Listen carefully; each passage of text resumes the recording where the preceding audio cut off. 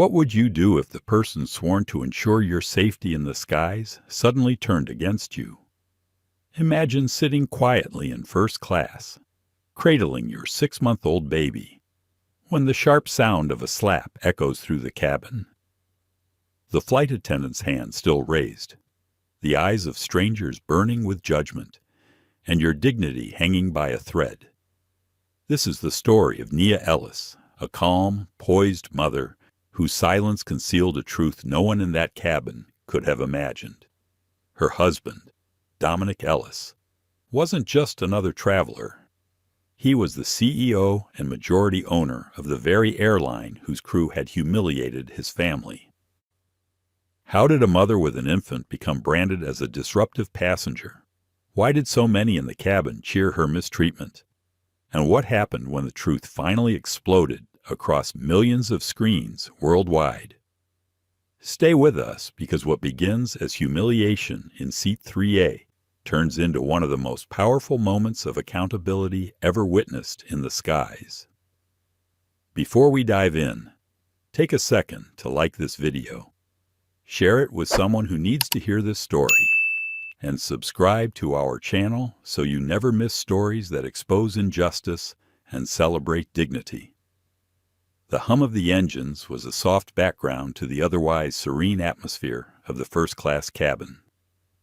The flight from New York to Los Angeles had barely begun, and the passengers were settling into the luxury of the spacious seats, sipping champagne and enjoying the comforts of high-end travel. The mood was calm, perhaps even a little too calm, with a quiet tension hanging in the air that no one could quite place. Among the passengers was Nia Ellis, a 33-year-old black woman, dressed in a simple yet elegant outfit, holding her 6-month-old daughter, Amara, in her arms. Her designer diaper bag rested gently beside her, a stark contrast to the air of judgment that lingered around her. As she made her way to her assigned seat in first class, the subtle glances from fellow passengers were not lost on her. Nia, a successful architect, had earned her place in this cabin just as much as anyone else. But the truth was, she felt like an outsider in a space that wasn't built for someone like her. Nia Ellis had learned to navigate a world where her skin color often dictated how she was seen. It was something she had grown accustomed to over the years, but it never quite got easier.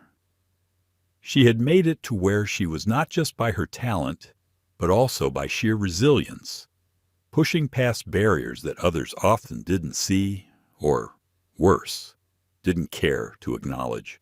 As she settled into her seat, her thoughts drifted to the upcoming architectural conference in LA, where she would present her latest project, a groundbreaking, sustainable design for urban spaces. It was a big opportunity, one that could take her career to the next level. But as she fastened her seatbelt, she couldn't shake the feeling that this flight, like so many other situations, would be one more test of her strength. It wasn't long before Brenda Harris, a flight attendant in her 40s, approached her, the look on her face one of practiced politeness, yet something about her demeanor felt off. "Excuse me, ma'am," Brenda said, her voice smooth but clipped. "I'm afraid you're in the wrong seat. Your boarding pass shows you're assigned to seat 3B, not this one." Nia looked down at her ticket, which clearly stated seat 1A, the very seat she had booked in advance. But Brenda wasn't backing down. Her sharp, scrutinizing gaze lingered on Nia, as if she were expecting an explanation. "I'm sorry, but my ticket says otherwise," Nia replied calmly, not wanting to escalate the situation. "This is my assigned seat." Brenda's lips curled into a tight smile, one that didn't quite reach her eyes. "Ma'am, I'm just following the protocol. We've had some issues with seat assignments today. Let me check with the crew." Nia's heart began to race slightly. She had learned to stay composed in these moments, But something about the way Brenda was looking at her, the faint flicker of suspicion in her eyes, made her uneasy. It was an all too familiar feeling. Nia, despite her success, had often found herself in situations where her presence was questioned. She had grown used to it, but it never sat right. As Brenda walked away to consult with the rest of the crew, Nia glanced around the cabin. The quiet hum of luxury travel seemed at odds with the subtle tension she was feeling. The other passengers, comfortable in their seats, were oblivious to the power dynamics at play. Nia adjusted Amar in her arms, her baby's soft cooing providing a moment of peace. But the moment was fleeting. Brenda returned shortly, a look of quiet triumph on her face. "I'm sorry for the confusion, ma'am, but you'll have to move to another seat. We have a policy first-class seating is for passengers who fit the profile of our most valued clients." Brenda's tone was laced with a subtle condescension. Nia's breath caught in her throat. The words didn't need to be said aloud, but she knew what Brenda meant. It wasn't about the seat assignment. It was about who belonged in the space that she had earned. In that moment, Nia was acutely aware of the judgment in the air. She had been here before. It was a test of her patience, her dignity, and her ability to maintain composure when the world around her was determined to treat her as less than she was. The fact that Brenda Harris, a flight attendant, was questioning her presence on a flight she had paid for, a seat she was entitled to, wasn't just an error. It was a microcosm of a larger problem that Nia had fought against for years. "Excuse me, ma'am," Brenda said again, more sharply this time. "I'll have to ask you to move to the back of the plane if you're not willing to comply with the seating arrangements." The blood rushed to Nia's face, but she forced herself to stay calm. She looked down at Amara, who was now looking up at her with innocent eyes, completely unaware of the storm brewing around her. Nia took a deep breath, her hands trembling slightly as she adjusted her baby's blanket. The anger was there, simmering just beneath the surface, but so was the need for control, for dignity. She wasn't going to let this moment define her. "I'm not moving," Nia said firmly. "This is my seat, and I'm staying here." Her voice was steady, but inside, she felt a storm of emotions. Anger, frustration, disbelief, but also a quiet resolve. Brenda paused for a moment, her face betraying a flicker of confusion. She wasn't used to passengers standing up for themselves, especially not in this space, this elite environment where everything was supposed to be perfect. Her lips pressed into a thin line, and she turned away, her heels clicking on the floor as she walked toward the cockpit. Nia sat back in her seat, her heart racing. She knew this wasn't over. She knew Brenda would find a way to escalate it, but she had made a choice to stand her ground, to protect her right to be here just as much as anyone else, no matter how uncomfortable it made the people around her feel. But what would happen next? Would Brenda continue to make her feel unwelcome? Or would this situation blow over? Nia couldn't shake the feeling that something bigger was at play here. It wasn't just about a seat, it was about everything. As Brenda spoke into her radio, a cold, professional tone returning to her voice, Nia looked out the window. The flight had barely begun, and yet she could already feel the weight of the world pressing down on her. The battle for respect and dignity was far from over. The atmosphere in the first-class cabin had shifted. What began as the quiet hum of engines and clinking glasses now felt like an invisible fog of tension, clinging to the plush leather seats and polished wood accents. Nia could feel the weight of curious stares settling on her, though most passengers pretended to be absorbed in their tablets, champagne flutes, or pre-departure newspapers. In truth, they were waiting to see how this scene would unfold. Nia rocked Amara gently, her daughter's warm body pressed against her chest. The baby had drifted back into a soft, uneasy sleep. Her tiny fingers curled tightly around the collar of Nia's sweater. Nia found a small comfort in the rhythm of her daughter's breathing, though inside, her own heart hammered like a drumbeat of warning. She told herself to remain composed. Every instinct screamed that losing her temper, or even raising her voice, would feed into the assumptions already hanging in the cabin air like storm clouds. She had promised herself years ago never to give strangers the satisfaction of watching her break. Across the aisle, a middle-aged man in an expensive navy suit adjusted his cufflinks and leaned back in his seat, muttering just loud enough for others to hear. Always some sort of drama. Some people just don't know how to travel properly. His voice carried that smug air of certainty, the kind that assumed agreement from everyone nearby. A few passengers nodded subtly, confirming Nia's suspicion many had already made up their minds about her without knowing a single thing beyond her skin and her presence in a seat they believed didn't fit her. She glanced at her boarding pass again. Clear as day. Seat 1A. Platinum Premier stamped across the top. Proof she belonged. But in spaces like these, proof often wasn't enough. It was never just about paper. It was about perception. And perceptions, Nia knew too well, were rooted in biases that no boarding pass could erase. Brenda returned, walking briskly from the galley, radio in hand. Her smile was gone now, replaced by the hardened expression of someone convinced she was in the right. She paused at Nia's seat, her voice pitched just loud enough to ensure the nearest passengers heard every word.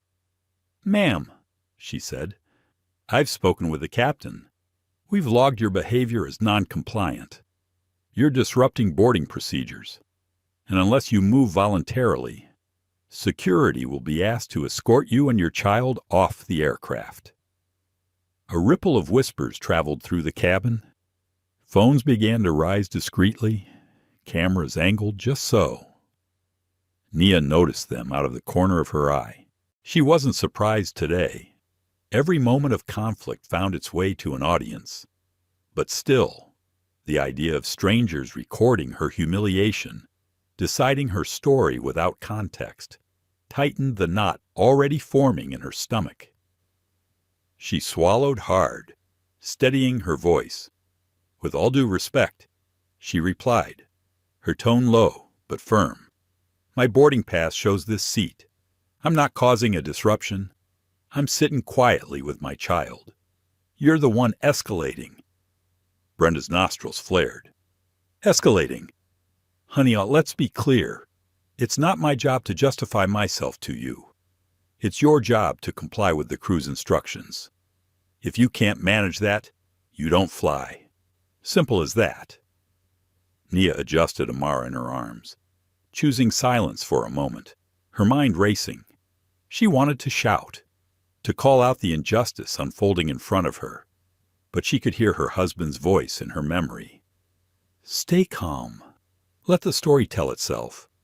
When they reveal who they are, your dignity will be the sharpest contrast."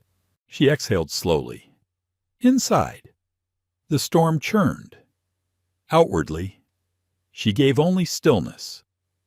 A young woman across the aisle, barely more than 20, had her phone angled to capture the exchange. Her eyes darted between Nia and Brenda, the kind of watchfulness that spoke of both curiosity and unease. Nia met her gaze briefly. The young woman gave the slightest nod, as though acknowledging that something here was not as it should be. It wasn't support exactly, but it was enough to plant a seed of hope.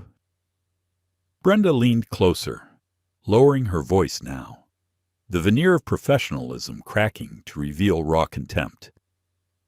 "I've seen your type before. Flashy bag, fancy tickets you probably hustled your way into. You think you belong here, but you don't. First class is for real travelers. Not, she paused, letting the implication hang like poison in the air.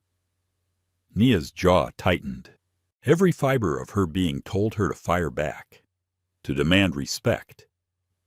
But instead she shifted Amara's blanket gently, refusing to rise to the bait.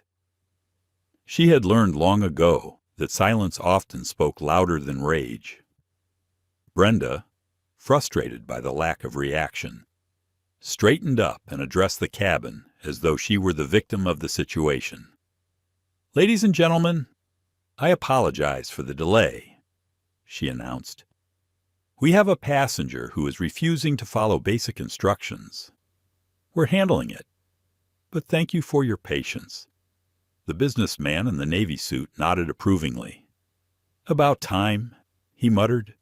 The elderly woman beside him, pearls gleaming at her neck, added in a voice sharp with judgment, "Back in my day, mothers knew how to control their children without disturbing everyone else."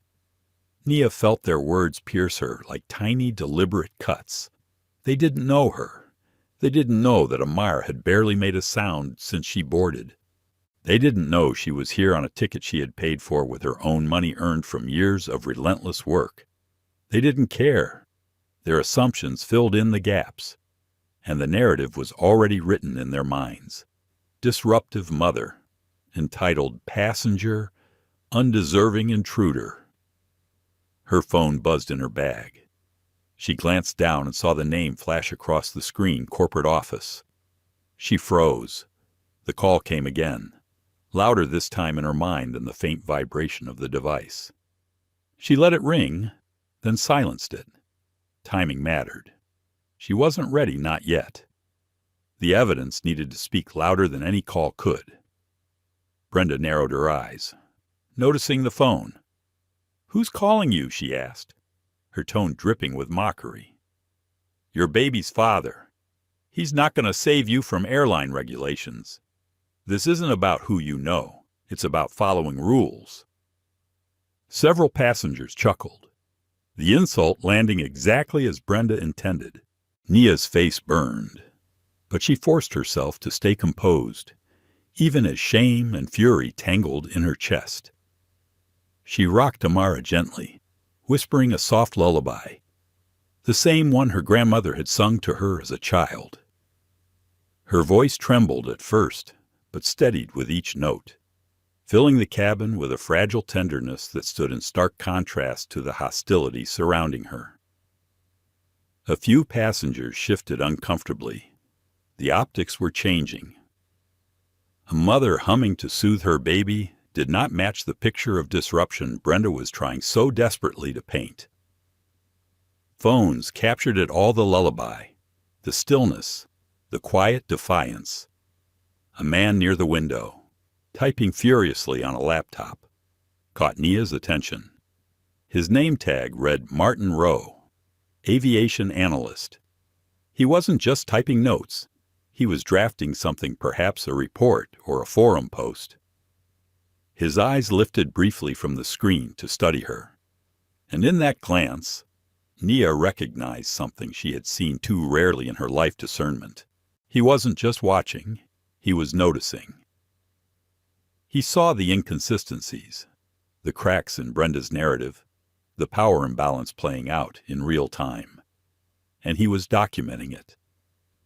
The captain's voice crackled over the intercom, calm but firm. "Ladies and gentlemen, we'll be preparing for final boarding.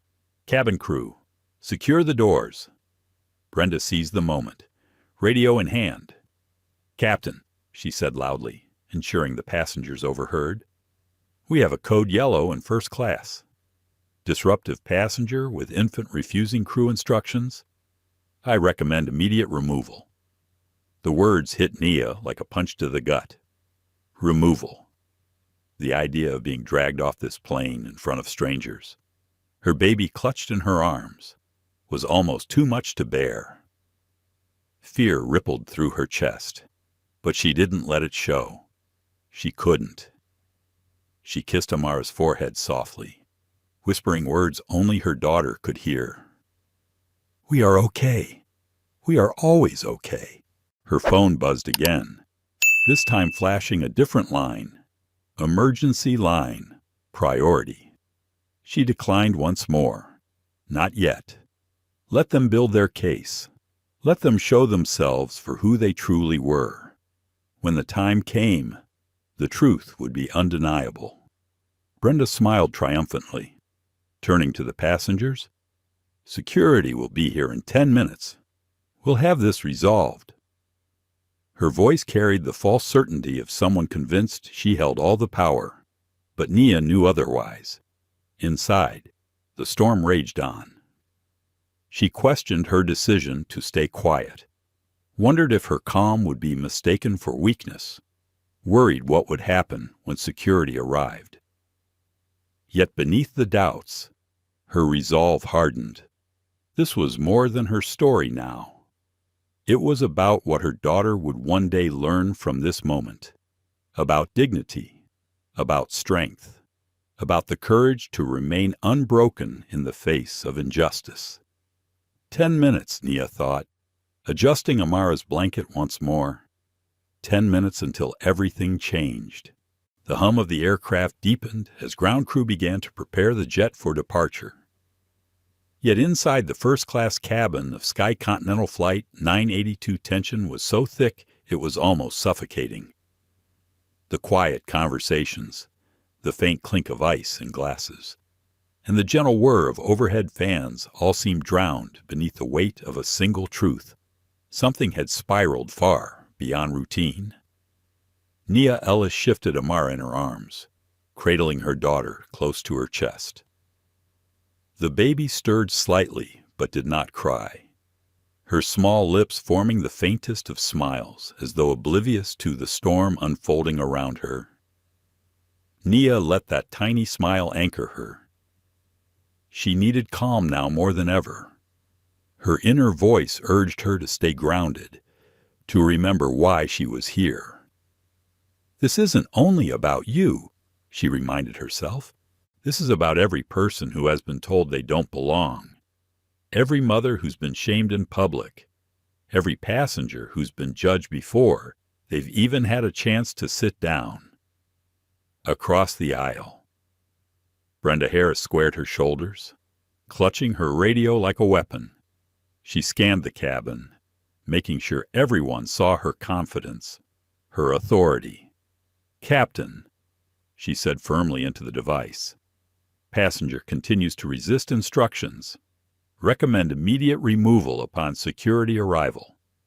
The radio crackled, then a calm but stern male voice responded, "Copy that. Brenda, I'll be there momentarily." Gasps and murmurs spread among the passengers. The captain himself was coming to first class. To some, it signaled reassurance. To others, spectacle. Several more phones tilted upward, recording every detail. The young woman across the aisle, Sophia Lopez, a journalism student, kept her live stream steady despite her trembling hands. Her comments were piling up faster than she could read them. "This mom hasn't raised her voice once. Why is the baby so calm if they say she's disruptive? That flight attendant seems way too aggressive." Still, other comments were cruel, dismissive. "Throw her off already. Entitled mom vibes. First class isn't daycare." Nia saw none of it, but she could feel the dual currents flowing around her, support from the perceptive, judgment from the indifferent. She rocked Amara gently and whispered another lullaby under her breath. Each note was for her daughter, but it was also for herself. It was a reminder that she was more than their assumptions, stronger than their stares. The cabin fell silent as the cockpit door opened. Captain Lawrence Donovan strode in, his gold-striped epaulets gleaming beneath the cabin lights. At 6 feet tall with broad shoulders, he carried the commanding presence of 2 decades in the skies. His gaze swept the cabin quickly before settling on Brenda. "What's the situation?" he asked. his voice even, but tinged with impatience. Brenda gestured toward Nia as though presenting evidence. "Sir, passenger in 1A is non-compliant. Infant disruptive during boarding. Passenger refused to deplane voluntarily, despite repeated requests." Donovan's sharp eyes landed on Nia. She sat still, composed, her baby asleep against her chest. For a brief moment, his brows furrowed. The scene in front of him did not match Brenda's report, yet his training and his instincts leaned toward trusting his crew. He had always believed in backing his attendants, even in gray areas. "Ma'am," Donovan said, his tone carrying the clipped authority of command. "I'm Captain Donovan. Federal regulations require that all passengers comply with crew instructions. If you fail to do so, we have no choice but to remove you for safety reasons." Phones lifted higher, capturing the confrontation. Nia looked up, her dark eyes steady.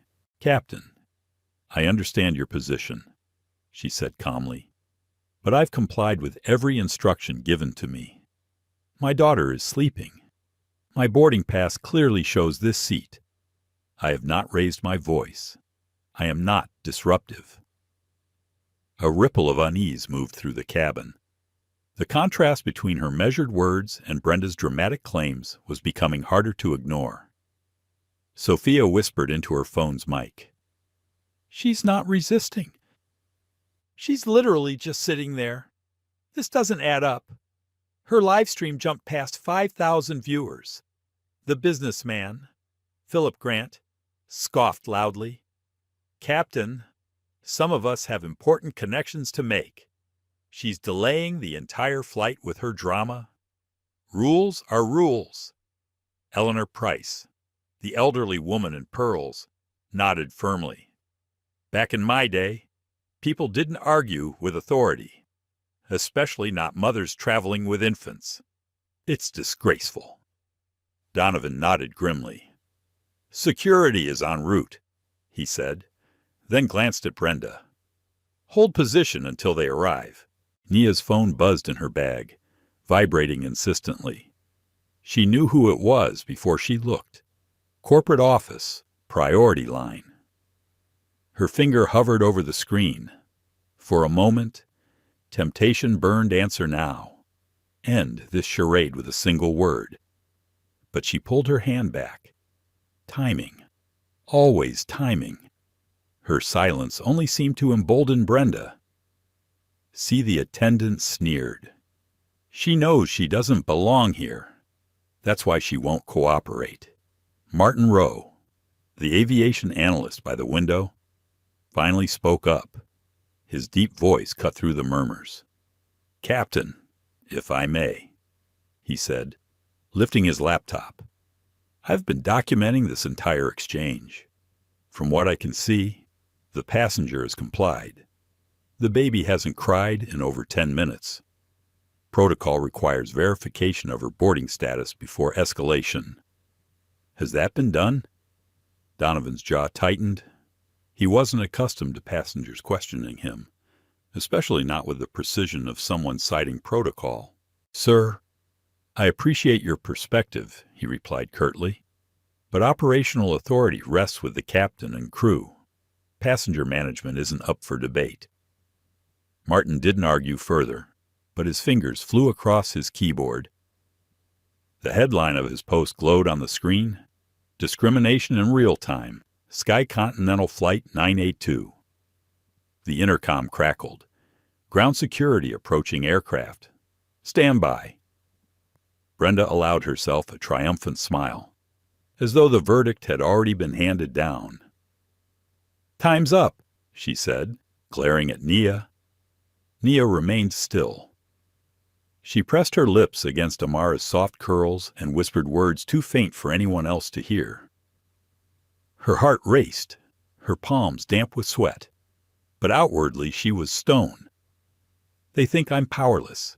They think silence means surrender. They don't realize silence is the sharpest blade." The cabin doors opened again. Two uniformed security officers stepped inside. Officer James Rodriguez led the way, his expression neutral but alert. His partner, Officer Elaine Carter, followed closely behind. They paused, taking in the scene. Rodriguez frowned. Something was off. He had removed drunk passengers, belligerent passengers, even dangerous ones. But the woman in front of him, calm, composed, holding a sleeping baby, didn't fit any profile he recognized. "Captain," Rodriguez asked carefully, "what's the nature of the disruption?" "Non-compliance," Donovan answered briskly. Passenger refused crew instructions, delaying departure. Rodriguez studied Nia again. Her gaze met his squarely, unflinching. The faintest tremor of doubt prickled his gut. "Ma'am," he said gently, "we're asking you to gather your belongings and come with us voluntarily." Nia inhaled deeply. Fear clawed at the edges of her composure, but she forced it down. Her voice was steady when she replied, "Officer, with respect, I am seated in the place my boarding pass assigned me. I have not disrupted this flight. I ask only that my status be verified before any irreversible action is taken." The word irreversible hung in the air. Several passengers shifted uncomfortably. Even Eleanor Price pressed her lips together, as though suddenly unsure. Brenda scoffed. "Captain, she's just playing games. If she wanted verification, she should have complied from the start." Sophia's phone trembled in her hand. Her audience had soared past 10,000. Comments scrolled endlessly. "This is insane. Why won't they just check her ticket? She's so calm, it's eerie. Something feels off." Donovan gestured sharply. "Officers, proceed." Rodriguez hesitated. "Sir, with all due respect, this doesn't feel like a standard disruption case." Donovan's tone hardened. "We don't negotiate with passengers who refuse compliance. Remove her now." The words triggered a wave of tension across the cabin. Every phone tilted higher. Passengers leaned forward, waiting for the spectacle of a mother being dragged from her seat with her baby. Nia kissed Amara's forehead. "5 more minutes," she whispered, her voice so soft only her daughter heard. But Donovan heard her too. "You don't have 5 minutes, ma'am," he snapped. "You have 0. Officers, do your job." The security team stepped closer. Rodriguez still hesitated, his instincts screaming. Something wasn't right, but orders were orders. As the officers loomed over her, Nia closed her eyes briefly. She pictured her husband's face, remembered his words. "When the time comes, the truth will reveal itself. And when it does, you won't need to raise your voice. The world will raise it for you." She opened her eyes, calm once more, and murmured, 3 minutes. The entire cabin went still, the countdown hanging heavy in the air. Phones captured her quiet defiance, the storm brewing unseen. 3 minutes until everything changed. The tension inside the cabin had reached a fever pitch. Every second felt longer than the last, stretched taut like a rope that might snap at any moment. The faint hum of the engines idling on the tarmac provided a low background drone, but it was drowned by the silence of 180 passengers holding their breath. Every phone, every pair of eyes, was locked on the scene in first class. Nia Ellis sat in seat 1A, her arms encircling baby Amar like a shield. The child's tiny chest rose and fell in steady rhythm, her soft cooing a striking contrast to the storm gathering around her mother. Nia's eyes, calm yet unwavering, didn't leave Captain Lawrence Donovan's face. She knew she was outnumbered, outpowered in the immediate sense, but she also knew something they didn't time was not on their side. It was on hers. Her phone buzzed again. Same ID, Sky Continental corporate office. She let it ring, her composure unshaken. To the passengers, it looked like stubbornness. To Brenda Harris, the senior flight attendant, it looked like arrogance. But to Nia, it was discipline. Timing mattered more than anything. Brenda stepped forward, her voice rising for the cabin to hear. Ladies and gentlemen, we apologize for the delay.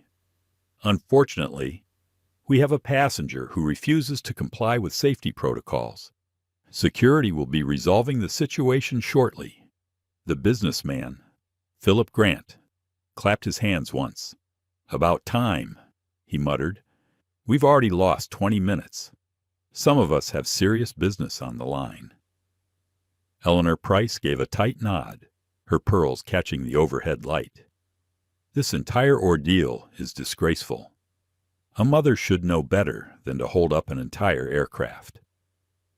Their words fanned the flames of judgment, but not everyone was convinced.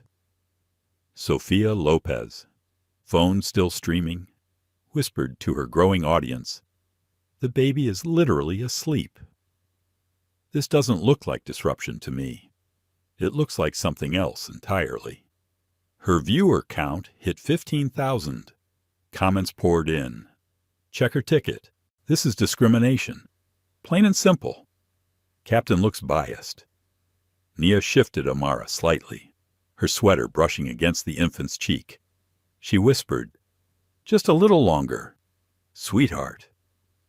The baby nestled deeper into her embrace. Captain Donovan, standing tall and radiating authority, turned sharply to the officers. "Rodriguez, Carter, remove her." James Rodriguez froze. Years of aviation security training screamed at him to act, but his instincts resisted. Something in the scene didn't match the narrative. He looked at Nia again. She wasn't drunk. She wasn't loud. She wasn't even tense. She looked resolute. "Sir," Rodriguez began cautiously, "with respect, I recommend verifying her boarding status first." Donovan's jaw tightened. "Officer, I gave a direct order. This passenger is non-compliant. Remove her now." Elaine Carter, standing beside Rodriguez, glanced at her partner nervously. She, too, sensed the unease in the cabin. But chain of command was clear. Orders came from the captain. Brenda folded her arms, her smile smug. She had waited years for a moment like this where her authority was unquestioned, where passengers would finally see her as more than a server of drinks. "Let's go," she urged. "Show her that rules mean something." Martin Rowe, the aviation analyst by the window, couldn't stay silent. His fingers paused on his laptop keys. "Captain, I've logged over 2 million miles in the air," he said firmly. "This does not look like a disruptive passenger. This looks like a passenger being profiled." Gas rippled. Passengers glanced at one another, suddenly less certain in their judgments. A few phones shifted focus toward Martin as he spoke. Donovan snapped, "Sir, I will not debate my authority with passengers." But the moment had already shifted. Doubt had entered the cabin, and it was spreading fast. Rodriguez cleared his throat. "Ma'am," he said to Nia, "we need you to come with us." His voice lacked conviction. Nia's calm gaze met his. "Officer, I will comply the moment you confirm my ticket. Until then, I ask that you delay taking irreversible action." The word irreversible echoed again. It unsettled even those who had sided with Brenda moments earlier. Philip Grant scoffed, but his voice wavered now. "This is ridiculous." Sophia's live stream exploded with comments.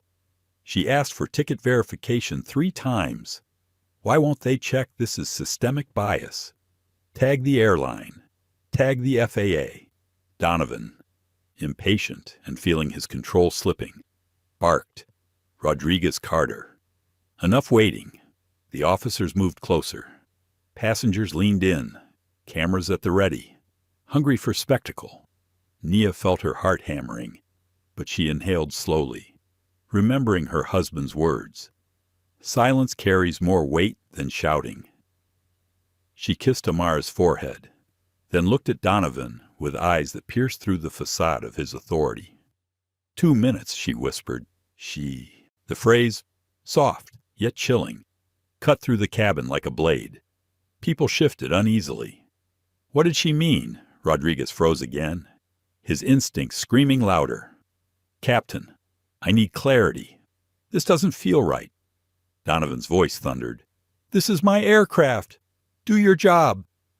Phones tilted higher. Sophia whispered breathlessly. This is about to explode. Don't forget to like and share. Something's happening. Her stream crossed 20,000 viewers. Eleanor Price muttered, This is why discipline matters. If you give them an inch, they take a mile. But even she avoided meeting Nia's steady gaze. The aircraft door opened suddenly.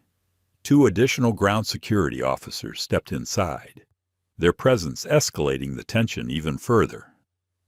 The sight of restraints on their belts made several passengers murmur nervously. Brenda raised her chin, savoring the moment. Finally, she said, let's resolve this. Nia closed her eyes briefly, letting the storm swirl around her. She pictured Dominic's face, remembered his calm conviction. When you hold steady, you make them reveal themselves. And when the moment comes, speak clearly. They'll have no choice but to listen. Her phone buzzed again. She pulled it out deliberately this time. The screen lit up for all to see. Dominic Ellis, incoming call. A hush swept the cabin. Some passengers gasped, others frowned in confusion. Brenda sneered. Who's Dominic? Your baby daddy can't save you from federal aviation law. The insult was met with uncomfortable laughter from Philip Grant and a few others, but many passengers shifted uneasily. Nia's lips curved into the faintest of smiles. She pressed accept and put the call on speaker. Hi, love, she said softly, her voice calm despite the chaos. I'm having some trouble on your airline. The voice that answered was sharp, controlled, and instantly recognizable to those in the industry. Which flight? Sky Continental 982. Nia replied evenly. First class. Seat 1A. Security is preparing to remove me. A beat of silence followed. Then the voice hardened like steel. This is Dominic Ellis, Chief Executive Officer and majority shareholder of Sky Continental Airlines. Whoever is standing over my wife needs to step back immediately. The cabin erupted. Gasps, shouts, phones buzzing as passengers posted frantically. Brenda's face went pale, the color draining as reality crashed in. Philip Grant fumbled with his phone, already trying to delete his earlier posts. Eleanor Price's pearls rattled against her chest as her hand trembled. Captain Donovan staggered back a step, his authority unraveling in front of the entire cabin. Rodriguez and Carter froze, their instincts confirmed. Sophia's live stream skyrocketed to 30,000 viewers in seconds. Oh my God, she whispered into her phone. The passenger they're trying to remove is the CEO's wife. This is insane. Like and share right now. Everyone needs to see this. Dominic's voice thundered through the speaker, every syllable icy with fury. Captain Donovan, Flight Attendant Harris, you've both crossed a line that cannot be excused. My wife was sitting calmly with our infant daughter, and you assaulted her. You tried to remove her. In front of the world. Nia adjusted Amara gently, rocking her as if nothing extraordinary had happened. Inside, her heart was pounding, but outwardly, she radiated calm. 60 seconds. she whispered to herself. The countdown was no longer just hers. It belonged to everyone. Phones recorded. Live streams surged. The world was watching. And accountability was seconds away. The moment Dominic Ellis's voice thundered out of the phone speaker, the atmosphere inside the cabin changed in an instant. It was as if the air itself had shifted thicker, heavier, charged with a power that no captain's stripes or polished uniform could rival. Passengers who had been smugly shaking their heads at Nia now sat frozen. Those who had laughed at Brenda's insults lowered their eyes. The sound of authority, real authority, had entered the room. Brenda's mouth fell open, her lips moving, but no words forming.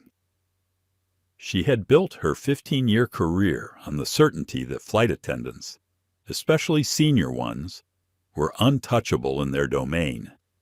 Yet here, in front of nearly 200 passengers and tens of thousands of online viewers, she suddenly realized she had struck not just a paying customer, but the wife of the man who controlled her paychecks, her benefits, her future. Captain Lawrence Donovan's chest tightened. He had spent 22 years in the cockpit, his authority rarely questioned, his commands obeyed without hesitation. But hearing Dominic Ellis's unmistakable voice over that phone shook him to his core. He knew it immediately, the clip precision, the icy clarity, the tone of someone who could ground fleets with a single word. Rodriguez and Carter, the two security officers, stepped back almost in unison, their earlier doubts now solidified into certainty. They had been right to hesitate. This wasn't just another removal. This was about to be a corporate earthquake. "Captain Donovan," Dominic said, his voice sharp as glass. "Are you standing over my wife right now?" The captain swallowed hard. "Sir, I was responding to crew reports of disruption." "Standard protocol requires." "There is no standard protocol for striking a passenger," Dominic interrupted, his voice rising for the first time. "There is no federal regulation that authorizes humiliating a mother holding an infant. Do not insult me by pretending otherwise." Phones caught every syllable. The live stream count jumped past 40,000. Comments exploded across Sofia Lopez's TikTok. "This is history. The CEO just roasted his own captain." "Like and share, this is accountability, Liv." Nia sat perfectly still, her calm composure even more unsettling in contrast to the unraveling crew. She kissed Amara's forehead, whispering softly, "Almost there, sweetheart. Almost there."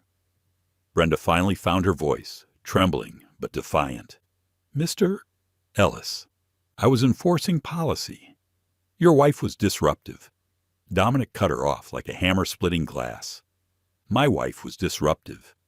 For sitting in her assigned seat, holding our sleeping child, and asking you to verify her ticket. That's your definition of disruption." Brenda's face flushed crimson. "I didn't know who she was." "That," Dominic snapped, "is precisely the problem. Dignity should not depend on who someone is. It is the baseline for how you treat every passenger. But you chose violence. You chose humiliation, and you did it in front of a live audience." The silence afterward was suffocating.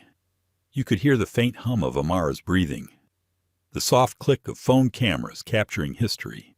Philip Grant sank lower into his seat, desperately scrolling through his phone to delete his earlier comments praising Brenda. But it was too late. Screenshots were already flooding Twitter. His name, his face, his smug words immortalized online. Eleanor Price gripped her pearls tightly. The earlier certainty drained from her expression. She tried to look away from Nia, but couldn't. Shame crept over her features like a slow tide. Martin Rowe typed furiously into his aviation forum, his fingers trembling with adrenaline. "Unprecedented event in commercial aviation. CEO intervenes live during discrimination incident. Regulatory implications enormous. Cultural shift inevitable. Captain Donovan, desperate to salvage some measure of control, straightened his posture. Sir, with all due respect, during boarding, the captain has ultimate authority. Dominic's laugh was cold, humorless. Authority does not give you the right to weaponize prejudice. Authority does not give you the right to assault my family. Authority comes with responsibility. And you've just demonstrated catastrophic failure. The word struck harder than any reprimand Donovan had ever received. His gold-striped epaulets suddenly felt like chains. Sophia's voice shook as she narrated for her audience. Y'all, I can't believe this. The CEO is dismantling his crew in real time. This is history. Don't forget to like and share. Everyone needs to see this. Her hands trembled, but she didn't stop filming. She knew this was the moment that could define her career. Dominic's voice returned, sharp as ever, effective immediately. Captain Donovan, you are relieved of command of this aircraft. First Officer Lee Ramirez will assume control. Do you understand me? Gaffs echoed through the cabin. The idea of a captain being publicly relieved on his own plane was unthinkable, unprecedented. Donovan staggered backward, his face pale. He opened his mouth to protest, then shut it. He knew arguing now would only deepen his humiliation. Ms. Harris, Dominic continued, you are suspended from duty. You will leave this aircraft immediately under escort. You are not to touch another passenger again until this investigation is complete. Brenda's knees buckled. Her entire career, her identity was slipping away. Mr. Ellison, please, she stammered. I have children, a mortgage. This job is everything to me. Nia finally spoke, her voice calm but firm. And my child was everything to me when you struck me while I held her. Choices have consequences. Ms. Harris. The simplicity of her words cut deeper than any formal reprimand. Brenda collapsed into an empty seat. Her authority shattered. The live stream surged past 60,000 viewers. Hashtags exploded across platforms. Her CEO's crew. Sky Continental scandal. Dignity in the skies. News outlets began breaking into programming with live updates. Officer Rodriguez raised his radio. Command, stand down. Security response terminated. Corporate intervention in progress. The crackle of the radio confirmed the order. Copy that. Rodriguez. FAA observers en route. Preserve all documentation. For the first time, Nia allowed herself a small exhale of relief. The tide had turned, but she knew this was only the beginning. The real fight wasn't about one flight. It was about every flight, every passenger who had been silenced, shamed, or discarded because they didn't fit an unspoken picture of belonging. She remembered the night she and Dominic had planned this, 6 months earlier, in their quiet study at home. He had looked at her with solemn eyes. If we're going to change this industry, we can't just write policies. We need proof, real proof, the kind no one can deny. She had nodded, her heart pounding even then. So you want me to go undercover, to test the culture myself? Yes, he had said, but I never wanted it to go this far. I never imagined they'd lay a hand on you. Now, holding Amara's sleeping form. Nia knew their plan had revealed something even bigger than they anticipated. Across the aisle, Amanda Blake, a quiet passenger in her 20s, finally spoke. I should have said something earlier, she whispered, her voice carrying in the silence. I saw the baby was calm. I knew this didn't feel right, but I stayed quiet. Nia's gaze softened as she looked at the young woman. Silence is how these systems survive. Amanda, not just through the ones who act, but through the ones who watch and say nothing. But speaking now matters too. The words landed heavily on the entire cabin. Faces flushed, eyes averted. Complicity was no longer invisible. It was documented, live-streamed, undeniable. Dominic's voice returned, steady and commanding. This flight is grounded until every involved crew member has been removed. I am en route to the airport. In 20 minutes, I'll be on board, and when I arrive, we will begin the real work of accountability. Phones captured every second. The live stream surged past 70,000. Nia kissed Amara's forehead again and whispered, "It's almost over, my love." For Captain Donovan and Brenda Harris. However, it was only beginning the beginning of the end of their careers. The collapse of authority was complete, and the world was watching. The atmosphere inside the aircraft was unbearable, charged with something more volatile than fear. It was the suffocating weight of exposure. Everyone from passengers to crew knew they had just witnessed history. But the story wasn't finished. Every pair of eyes kept flicking to the door at the front of the cabin, waiting for the moment that would change everything. Dominic Ellis was on his way. Nia could feel it in her chest, her heart beating a slow, steady rhythm against the weight of her sleeping daughter. She had waited patiently, endured humiliation, and chosen silence when the easy option would have been rage. She could almost hear her grandmother's voice. The loudest storms often come after the stillest skies. She adjusted Amara's blanket, her movements calm and deliberate. Around her, passengers whispered nervously. Some still tried to justify their earlier reactions, muttering excuses about being misled, while others sat in shameful silence, replaying the scene in their minds. Sophia Lopez's livestream counter ticked upward like a slot machine in overdrive. 80,000, 90,000. The chat scrolled so quickly it was unreadable. But one theme dominated justice. Philip Grant rubbed his forehead, his earlier arrogance gone. He tapped his phone desperately, messaging colleagues at his firm. Caught on video supporting racist crew. Need PR damage control now. No reply came. He was already a liability. Eleanor Price kept her hands folded tightly in her lap. Her pearls felt heavier now. Their luster dulled under the weight of guilt. For the first time, she realized her approving comments hadn't been harmless. They had been ammunition. Martin Rowe typed faster than he ever had in his life. His aviation blog had already crashed once, overwhelmed by traffic. He switched to Twitter, his updates shooting across feeds like wildfire. FIA notified. CEO en route to gate. Crew authority collapsing in real time. Industry implications massive. Rodriguez.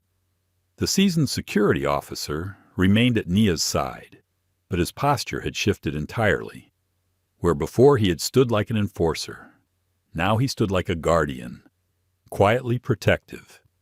He kept one eye on the galley, where Brenda Harris sat trembling, and another on the aisle, where Captain Donovan lingered, stripped of his command and all but name. A crackle came over Rodriguez's radio. Command to OT 115. Executive Party has entered terminal. ETA to jet bridge 2 minutes. The words rippled through the cabin. Gasps, murmurs, nervous shuffling. Brenda's face drained of all remaining color. Donovan closed his eyes for a moment, as if bracing for a blow he knew was inevitable. Nia's hand tightened around her phone. She remembered the night she and Dominic had planned this experiment, their whispered conversation over mugs of tea in their living room. He had looked at her, his expression grave but determined. We can't change an industry with press releases. We need proof raw, undeniable proof. If they treat you differently because of who you are, the world will see it, not just us. She had agreed, but she hadn't expected violence. That part still throbbed on her cheek, even beneath the mask of calm she wore. And yet, she thought, maybe it was necessary. Maybe the slap was the ugly truth made visible. The aircraft door opened. The cabin fell silent. So quiet, the faint whir of the ventilation system sounded deafening. Every phone pointed toward the entrance, every passenger holding their breath. Dominic Ellis stepped inside. He wore a dark tailored suit, his presence commanding before he even spoke. Behind him trailed a small entourage corporate security, legal counsel, a pair of executives in sober suits, and, unmistakably, two FAA representatives in official blazers. His gaze went first to Nia and Amara. For just a moment, his eyes softened, his shoulders lowering as if to reassure them silently. He crossed the aisle, bent down, and kissed his wife's forehead, then pressed his lips gently to his daughter's hair. "Are you both all right?" he asked quietly, though the microphones of 100 phones caught every word. Nia nodded. "We're fine." She slept through most of it. Dominic straightened, his eyes turning like steel toward the rest of the cabin. The softness vanished. Authority radiated from him, an aura that made even seasoned passengers shrink back in their seats. "My name is Dominic Ellis," he said, his voice calm but carrying, every syllable deliberate. "I am the Chief Executive Officer and majority shareholder of Sky Continental Airlines. And what happened on this aircraft represents the single greatest failure of our values that I have ever seen." The live stream count exploded past 100,000. Brenda Harris stood on shaky legs, her voice quivering. "Mr. Ellis, please, it was a misunderstanding. You were just what Dominic cut in, his tone glacial, just enforcing policy. Show me the page in any manual, any regulation, that authorizes you to strike a mother holding her child. Show me the rule that justifies racial slurs. Show me the standard that excuses humiliating a paying customer." Brenda's lips moved, but no words came. Tears welled in her eyes. She sank back into her seat. Captain Donovan cleared his throat, trying to salvage a shred of dignity. "Sir, with respect, crew authority during boarding is critical for safety. We acted based on reports. Dominic's laugh was sharp. You didn't verify her boarding pass. You didn't check her status. You accepted assumptions over facts. That's not authority, that's negligence. And you did it in front of cameras broadcasting to the world." The FAA officials exchanged glances, their pens already moving across notepads. Eleanor Price finally spoke, her voice small. I supported the flight attendant. I thought she was right. I didn't see the truth." Dominic turned toward her, his gaze steady. "And now you do.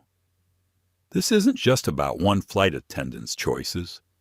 It's about the culture that taught her those choices would be applauded, and the silence of those who saw and said nothing."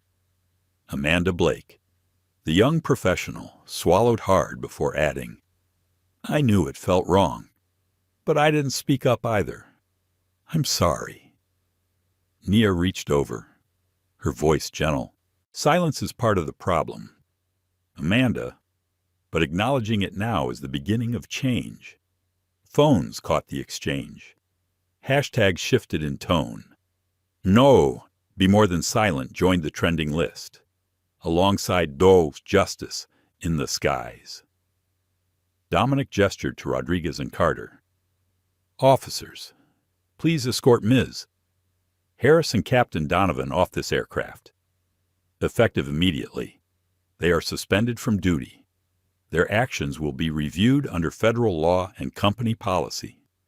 The officers moved forward. Brenda broke into sobs. Mr. Ellis, I have a family. So does my wife, Dominic replied sharply. And she had our child in her arms when you struck her. Do not ask for sympathy you refuse to give. Brenda collapsed, her sobs echoing in the hushed cabin. Donovan, though rigid, allowed himself to be led forward, his career unraveling with every step. Sophia's live stream counter hit 150,000. Her voice shook as she whispered to her viewers, "Y'all, I've never seen anything like this." The CEO just removed his own captain and flight attendant. Live. This is accountability like I've never imagined. Martin's update went viral. Unprecedented. CEO relieves captain of command on board. FAA witnesses present. Regulatory overhaul certain. This is the beginning of the Ellis Doctrine in aviation. Dominic turned back to the passengers, his tone shifting from fury to solemnity. I want to apologize to all of you. You boarded expecting safe, dignified service. What you witnessed was the opposite. That is not Sky Continental. That will never be Sky Continental again. Nia felt her throat tighten. Even now, even in his fury, Dominic was thinking bigger than them. He was thinking about the industry, about every passenger who had been told they didn't belong. He continued, "This is not just about punishing individuals. It is about dismantling systems. From this moment forward, our airline will begin an overhaul of crew training, passenger rights, and accountability measures. What happened here will not happen again." The words hung in the air like a verdict. Nia, still calm, still holding Amara, looked around the cabin. Passengers who had sneered at her now avoided her gaze. Those who had remained silent shifted uneasily in their seats. And a few, like Amanda, looked at her with something new in their eyes, respect. The moment was bigger than her humiliation. It was about every mother, every traveler, every passenger who had ever been told they didn't belong. And now, with the world watching, change had begun. The cabin of Flight 815 was no longer an aircraft. It had become a stage, a courtroom, and a broadcast studio all at once. Phones glowed in nearly every hand, recording and live streaming a moment that no one could have scripted. Even those who had stayed silent were complicit now. Every face, every reaction, every word would live online long after the plane returned to the gate. Nia sat quietly. Her daughter Amara nestled against her chest. The baby's gentle breathing, the only reminder of innocence in a cabin consumed by judgment, fear, and revelation. She hummed softly under her breath, the tune, one her grandmother had sung to her. The lullaby cut through the silence, grounding her even as the storm swirled around her. Dominic Ellis, her husband, stood firmly at the front of the cabin, his voice resonant without needing to shout. His presence carried the gravity of consequence. He had removed the captain and the senior flight attendant. Now, he faced not only the passengers, but the watching world. "Ladies and gentlemen," he began, his tone even but unyielding, "you have witnessed a disgrace. Not just a failure of service, but a failure of humanity. My wife was struck while holding our child. My wife was accused of fraud while holding a verified ticket, and too many of you watched and said nothing." The words landed like blows. Several passengers shifted uncomfortably, their silence suddenly heavy. Eleanor Price, the elderly woman with the pearls, pressed her lips together. For the first time, her posture wasn't proud but defensive, her shoulders curving inward. Dominic scanned the cabin, his eyes fierce. This is not just about one crew member. This is about a culture and industry that has allowed prejudice to masquerade as professionalism, and it ends today. The FAA officials scribbled furiously in their notepads.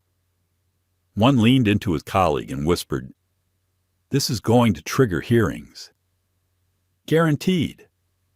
Sophia Lopez, her hands trembling as she clutched her phone, whispered to her live stream audience, "This isn't just about the slap anymore. He's making this about the whole system. We're watching history. Y'all." Her viewer count ticked past 180,000.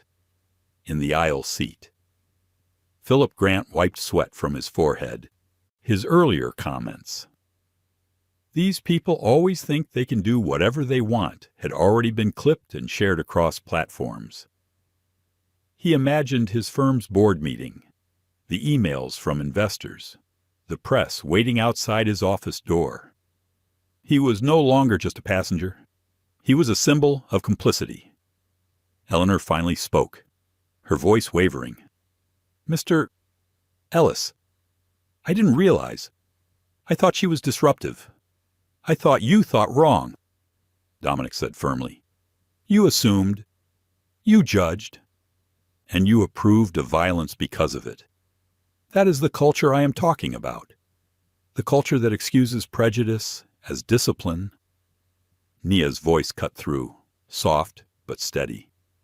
"This isn't about punishing individuals alone. It's about ensuring this doesn't happen again. To any mother, to any family." Her calmness unsettled the cabin more than anger would have, even in humiliation, even with her cheeks still red from the slap. She carried herself with a dignity that demanded respect. The aircraft door opened again. Thomas Keller, the airport director, stepped inside, flanked by additional security and media representatives pressing against the terminal glass outside. His face was pale, the weight of national scandal already evident in his eyes. "Mr. Ellis," he said carefully, "the press is here. The FAA is on site. We need to move this to a controlled space." Dominic shook his head. "No, the world is already watching. We will finish this here." The live stream counter surged again. 200,000, 300,000. The cabin had become the epicenter of a cultural reckoning.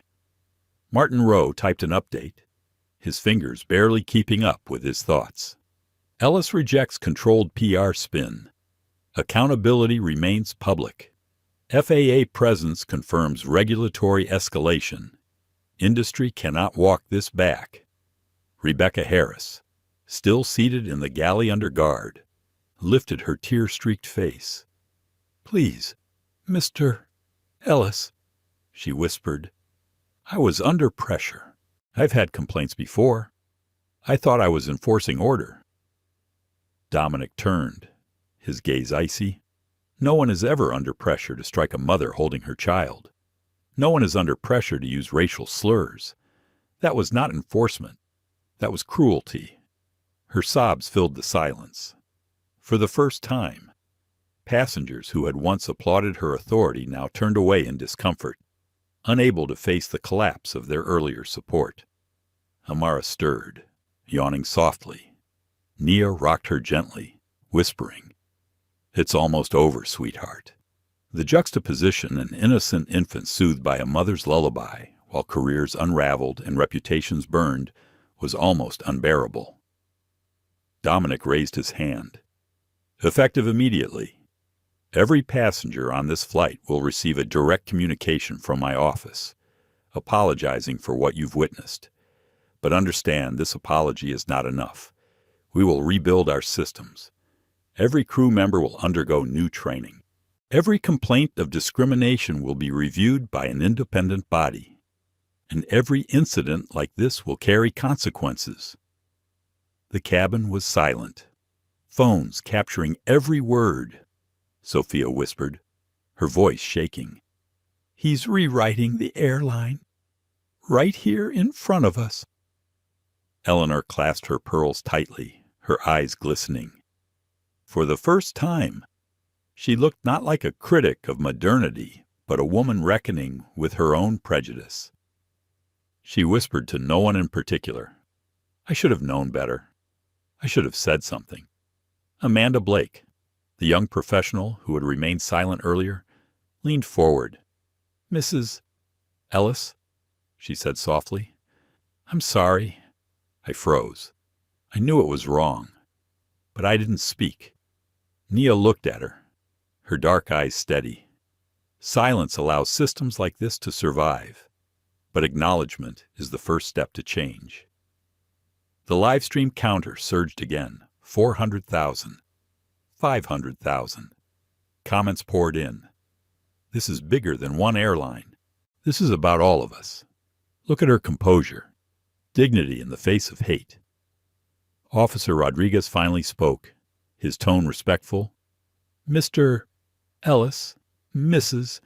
Ellis, for what it's worth, I want to apologize.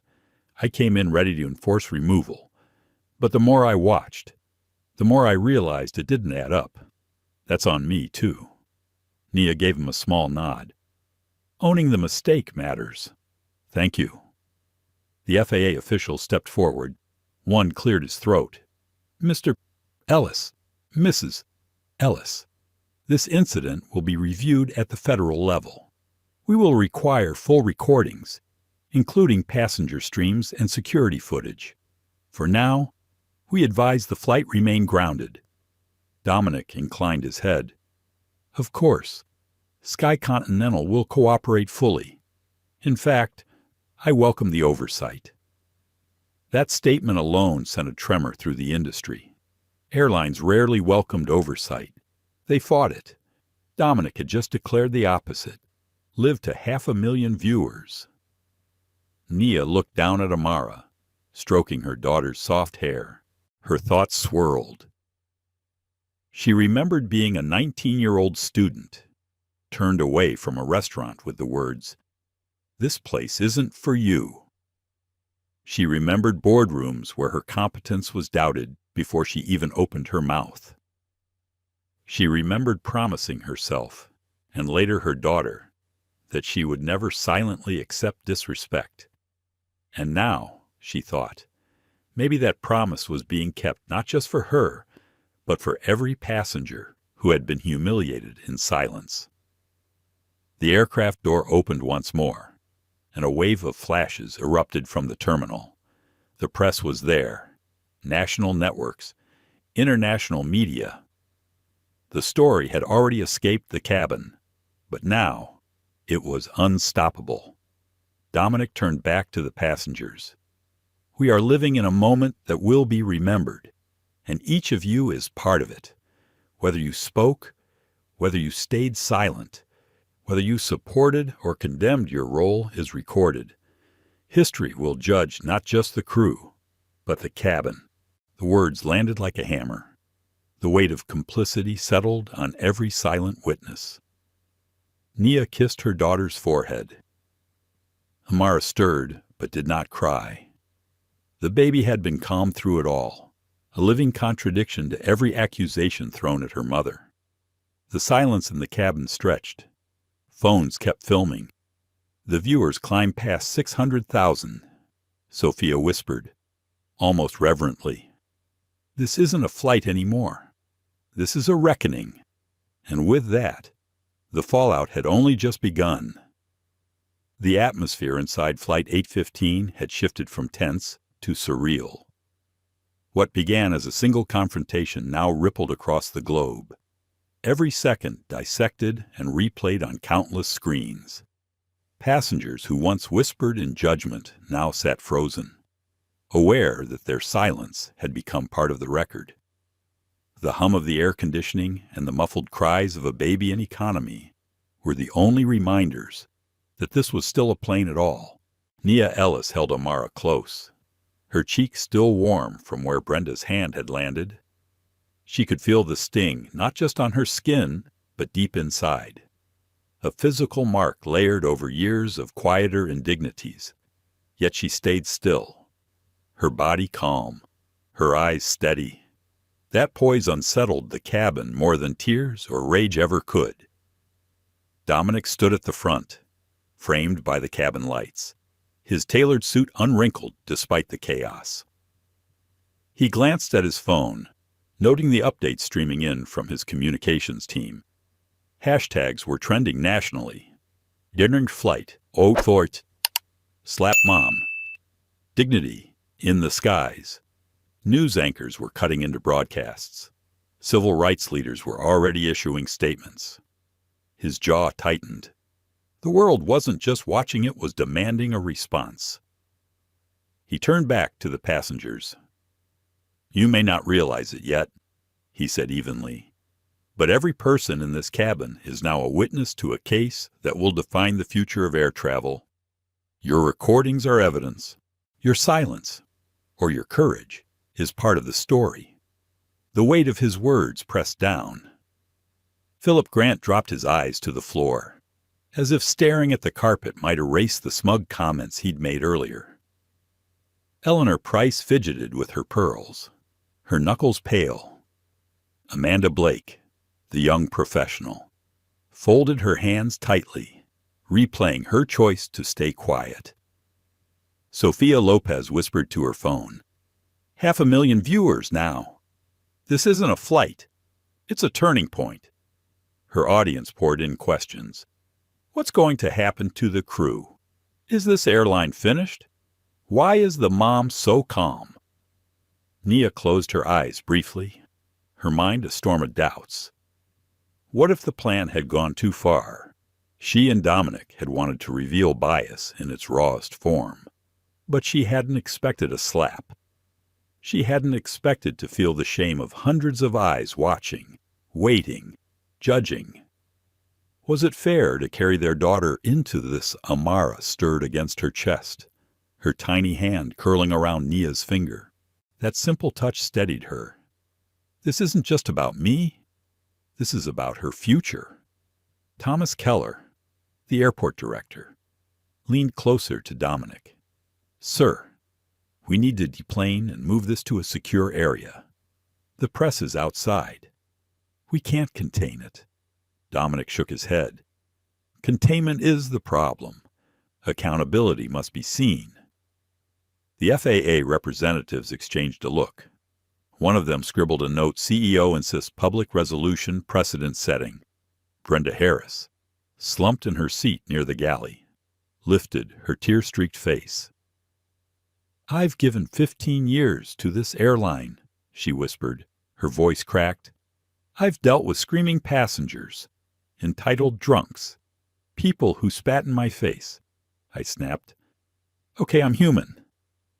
Nia opened her eyes, meeting Brenda's desperate stare. "Humans make mistakes," she said quietly. "But not every mistake comes from the same place. You didn't just snap. You assumed. You judged. You chose violence against a mother holding a child." The words hung heavy. Even passengers who wanted to defend Brenda found no footing. There was no protocol that justified the slap. Sophia's live stream viewer count ticked past 650,000. She whispered, "She's not even raising her voice. She's teaching. This is a lesson the world is hearing in real time." The intercom crackled to life. First Officer Ramirez, his voice nervous but steady, announced, "Ladies and gentlemen, Flight 18 will not be departing at this time. Please remain seated until further notice." His words marked the official end of the illusion of a normal flight. Martin Rowe's laptop pinged as notifications poured in. His aviation blog had crashed under the surge of readers. He typed furiously, "Airline CEO confronts systemic discrimination live.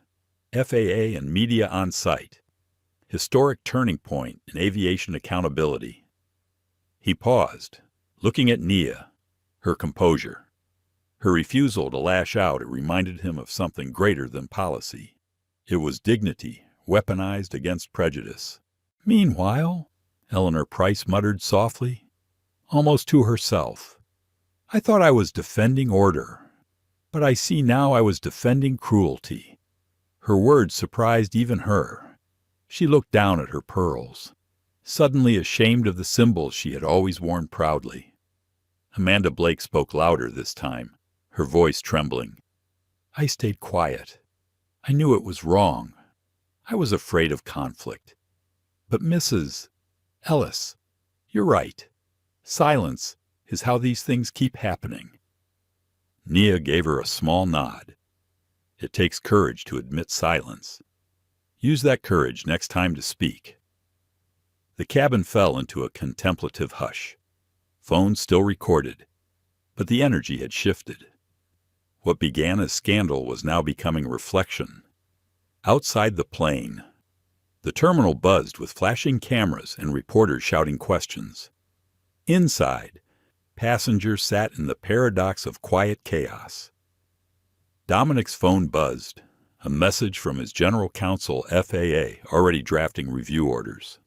Congress members tweeting support. Industry-wide hearings likely. He closed the phone and looked back at Nia. For all his power, for all his wealth, he knew her composure carried more authority in this moment than anything he could order. Ladies and gentlemen, Dominic said, you are part of a moment that will echo beyond this cabin. For too long, dignity in air travel has been a privilege granted selectively. Today, it becomes a right.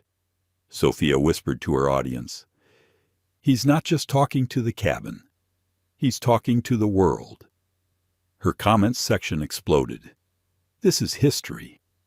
I'm crying. Every mom deserves this respect. Nia kissed Amara's forehead and whispered softly, We're making something better for you. She felt the knot of humiliation in her chest loosen slightly, replaced with a strange calm. The kind of calm that comes from knowing the worst has happened, and yet she still stood tall. Her mind drifted briefly to a memory years ago. Denied service at a restaurant. Told she didn't belong. She had cried that night, alone. But now, on this plane, she wasn't alone. Millions were watching, and this time, she wasn't crying. She was rewriting the script. The FAA representative cleared his throat. Mr. Ellis, Mrs. Ellis, federal review will be immediate. We'll require your cooperation. Dominic nodded. You'll have it, and you'll have more. Sky Continental will not wait for mandates. We will build reforms that set the standard. Nia's eyes softened. She knew what that meant: long nights, press storms, endless meetings. But it also meant change, and change was worth it. Brenda buried her face in her hands. The sobs shook her shoulders. I didn't mean. Her voice broke. Nia's gaze stayed steady. Intent doesn't erase harm. Accountability is the first step toward redemption, but that step is yours to take. Sophia whispered, her voice cracking with emotion. This isn't just punishment. This is transformation. The live stream counter crossed 700,000.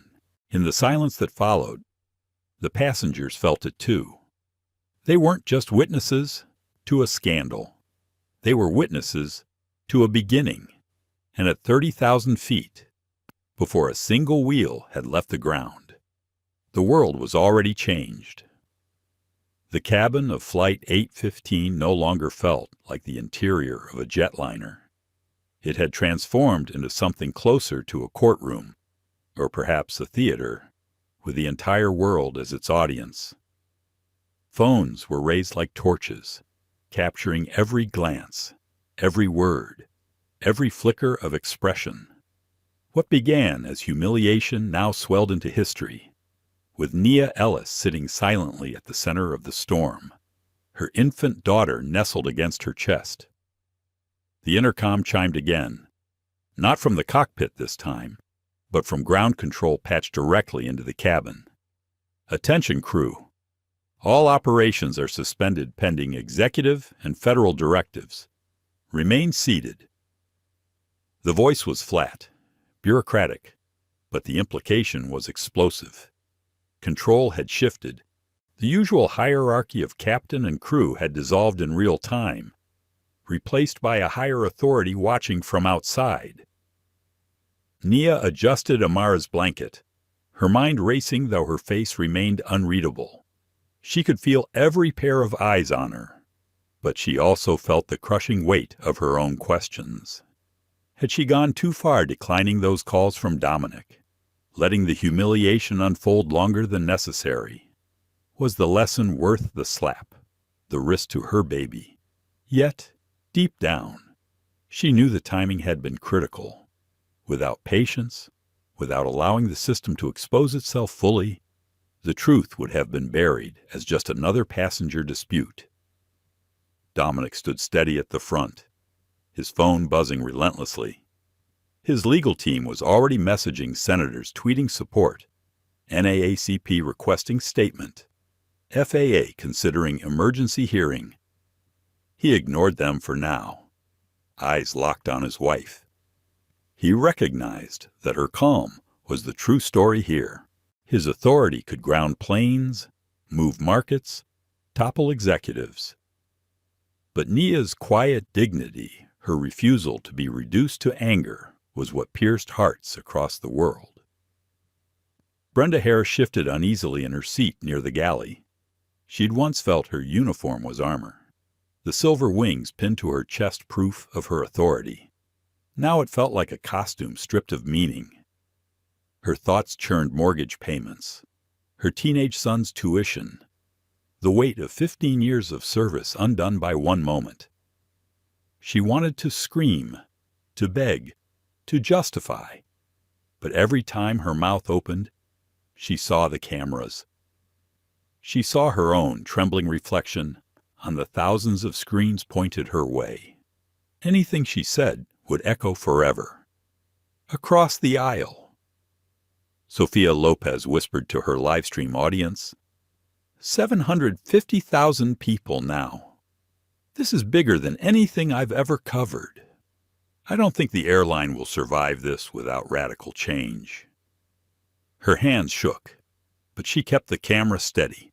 Her journalism professors would have called it luck, stumbling into a story like this. But Sophia knew it wasn't luck, it was history. And she happened to be holding the lens. Philip Grant sat rigid, sweat beading on his temple. His earlier comments, "These people always think they can do whatever they want," were already being clipped and shared online, torn apart by strangers who didn't know him but knew enough.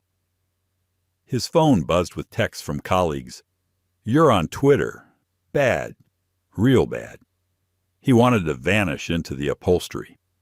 His mind looped through excuses, stress, misunderstanding, herd mentality. But deep down, he knew the truth. He'd revealed himself, and now the internet was his judge. Eleanor Price, the elderly woman in pearls, stared at her hands folded neatly in her lap. She'd believed herself principled, a guardian of standards. But in siding with Brenda, she'd mistaken cruelty for order. Her pearls suddenly felt heavy, like a chain rather than an ornament. She thought of her grandchildren, of the world they'd inherit. Would they look at her with shame when they saw the footage? Amanda Blake's chest rose and fell with shallow breaths. She had said nothing when she should have spoken. That silence gnawed at her now more than any insult. She leaned forward, her voice barely more than a whisper, but enough for nearby passengers to hear. "I won't be quiet next time." The words were simple, but they landed with unexpected weight. Martin Rowe typed furiously, his aviation blog once again online after emergency upgrades. "This is no longer a passenger dispute. This is systemic exposure. For years, crew discretion has been treated as untouchable authority. Flight 815 proves what happens when that authority collides with prejudice, and when accountability collides with silence." He stopped typing, glancing at Nia. She isn't just enduring. She's rewriting the playbook. The FAA representatives conferred quietly, their pens scratching notes, their eyes sharp. One finally stepped forward. "For the record," he said loudly enough for the cabin to hear, "physical assault on a passenger constitutes a federal violation under aviation law. This matter has escalated to a criminal and regulatory level." His words cut like steel, confirming what everyone suspected but hadn't dared say aloud. Nia inhaled slowly. She looked down at Amara, who had drifted into a half-sleep, her tiny hand resting against her mother's sweater. The baby's peace contrasted so starkly with the chaos that it nearly broke Nia's composure. She blinked, steadying herself. This wasn't about tears. It was about clarity. This moment will not just scar me. It will change the air my daughter grows up breathing. Brenda's voice cracked through the silence, raw and desperate. "Please, I didn't mean to hurt her. I thought she didn't belong here. I thought she was lying." "I was wrong. But you can't destroy my whole life for one mistake." Nia turned her head, meeting her gaze. "You thought I didn't belong because of what you saw, not what you knew. That isn't one mistake. Brenda, that's the system you've been living in and protecting. And today, the world saw it too. The words weren't shouted, weren't cruel. They were measured, like a diagnosis from a doctor who knows the truth will sting but must be said." Brenda sobbed harder, the sound swallowed by the hush of the cabin. Outside, cameras flashed through the windows. Reporters pressed against the glass of the jet bridge. News anchors were already calling it the flight that changed the skies. Dominic's phone buzzed again. "This time," he answered, putting it on speaker so all could hear. A voice filled the cabin, calm, official, unmistakable. "This is Senator Howard. I've just seen the footage. Mr. Ellis, Mrs. Ellis.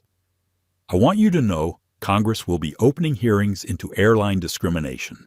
What happened here today is unacceptable." The passengers gasped. It was no longer just an airline scandal. It was a national issue. The live-stream comments exploded Congress FOR. "This is history." Nia closed her eyes briefly, letting the senator's words sink in. She thought of the night Dominic first pitched the idea of undercover travel to test their own airline. She'd been skeptical then, worried it would be too risky, too personal. Now, sitting with her daughter asleep in her arms, she realized he'd been right. Real change required real exposure. Her inner voice whispered doubt still, but at what cost? How many more slaps? How many more humiliations will it take before the world learns? And how many mothers less privileged than me will never get justice? The questions ached inside her, but she steadied her breathing. Outward calm was her shield. Sophia whispered to her live stream, her voice trembling. 900,000 viewers.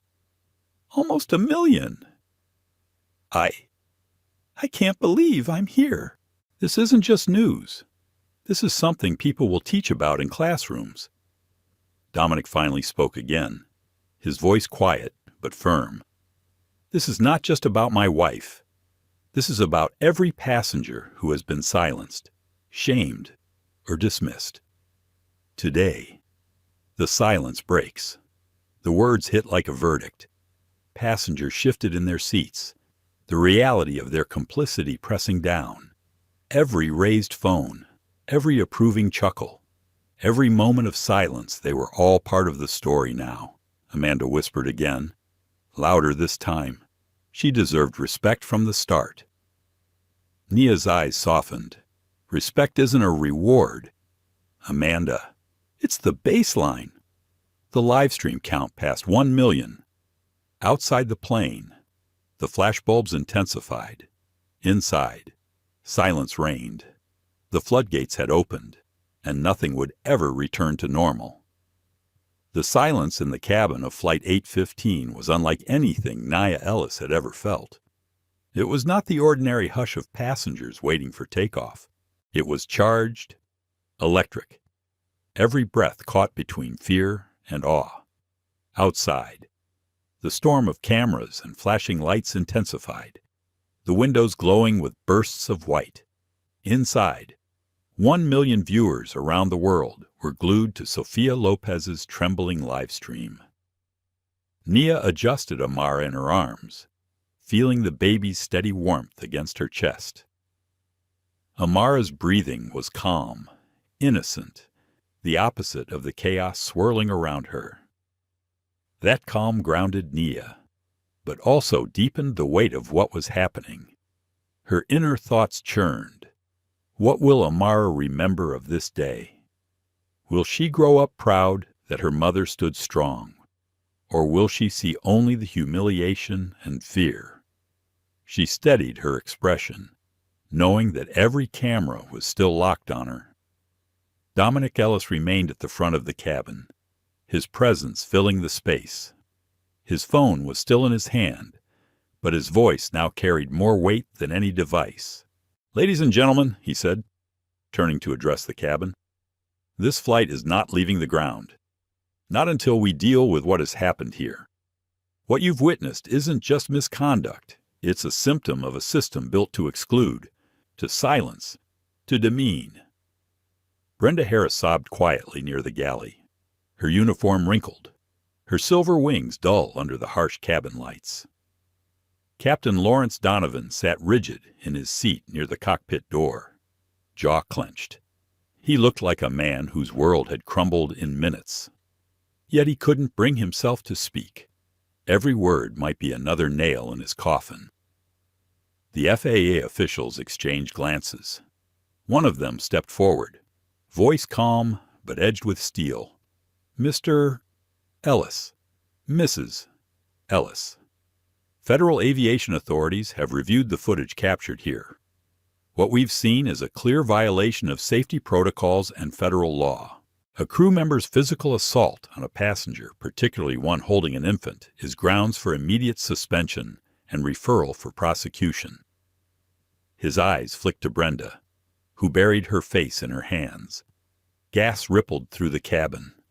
Passengers shifted, some whispering, others avoiding eye contact. Those who had earlier cheered Brenda's authority now shrank in their seats, hoping to be forgotten. The silence of complicity weighed heavily on them. Nia's voice broke through the tension, soft but unwavering. "This isn't only about me. It's about how easy it was for people to assume I didn't belong. It's about how quickly strangers believed the worst without question. My baby was quiet in my arms, and yet the narrative of disruption was accepted. That's not an accident, that's a pattern." Her words landed like a gavel striking wood. Even the FAA officials paused, acknowledging the truth beyond the technical violation. Eleanor Price, the elderly woman in pearls, lowered her eyes. She thought of the words she had spoken only minutes earlier, praising Brenda's discipline. They echoed in her mind like a curse. Her pearls suddenly felt like a chain of shame, and she wanted nothing more than to take them off. She whispered to herself, "What have I done?" Philip Grant shifted uncomfortably, his phone buzzing nonstop with notifications. His earlier smug comments were being shared and dissected online. He had been a regional director for a large corporation, a man proud of his reputation. Now he was a symbol of prejudice, exposed in real time. His thoughts spiraled. Can I salvage this? Can I explain? Or am I ruined already? He didn't dare speak aloud. Sofia Lopez continued to film, her voice shaky but determined. "Viewers, we've passed 1.5 million. You're watching accountability unfold in real time. The CEO of Sky Continental Airlines is here, and the FAA has confirmed violations. This is beyond unprecedented." Dominic stepped closer to Brenda. She flinched as his shadow fell across her. His voice was controlled, but each word carried the force of judgment. Harris, you didn't just fail a passenger. You failed the core principle of what it means to serve in the skies. Safety, dignity, respect. None of those were present in your actions. And Captain Donovan, he said, turning sharply, your authority as captain does not shield you from accountability. You empowered and escalated instead of questioning. You let bias dictate your judgment. Donovan finally spoke, his voice hoarse. I trusted my crew. I believed her report. I thought I was maintaining order. Dominic's reply was cutting. Order built on prejudice is not order. It is abuse of power. And today, the world saw it. The live stream comments exploded. Preach. This is leadership. Respect isn't a privilege. It's a right. Others poured in. This changes everything. End airline discrimination now. Nia sat quietly, bouncing Amara gently, her thoughts still a storm behind her calm exterior. She remembered the night Dominic had pitched the idea of flying undercover to test how passengers of color, mothers, or those outside the mold of first class were treated. She had hesitated then. She'd asked him, but what if they humiliate me? What if it hurts? Dominic had answered softly, then the world will see what you've carried silently for years. She hadn't expected the slap. She hadn't expected the sting on her cheek to feel like the sting of every moment she'd been underestimated, dismissed, doubted. And yet, she realized this moment was bigger than the pain. It was exposure. One of the FAA officials raised a hand. For the record, Captain Donovan, you are relieved of command pending full investigation. Authority for this aircraft is temporarily reassigned. His voice was sharp, final. The captain's gold stripes suddenly looked meaningless. Empty decorations on a fallen man. The announcement sent murmurs through the cabin. Passengers realized they were witnessing something unheard of, a captain stripped of command inside his own aircraft. The live stream surged past 2 million viewers. Brenda collapsed into her seat, sobbing uncontrollably. Please, she whispered, I have children at home. This job is my life. Don't take it all away.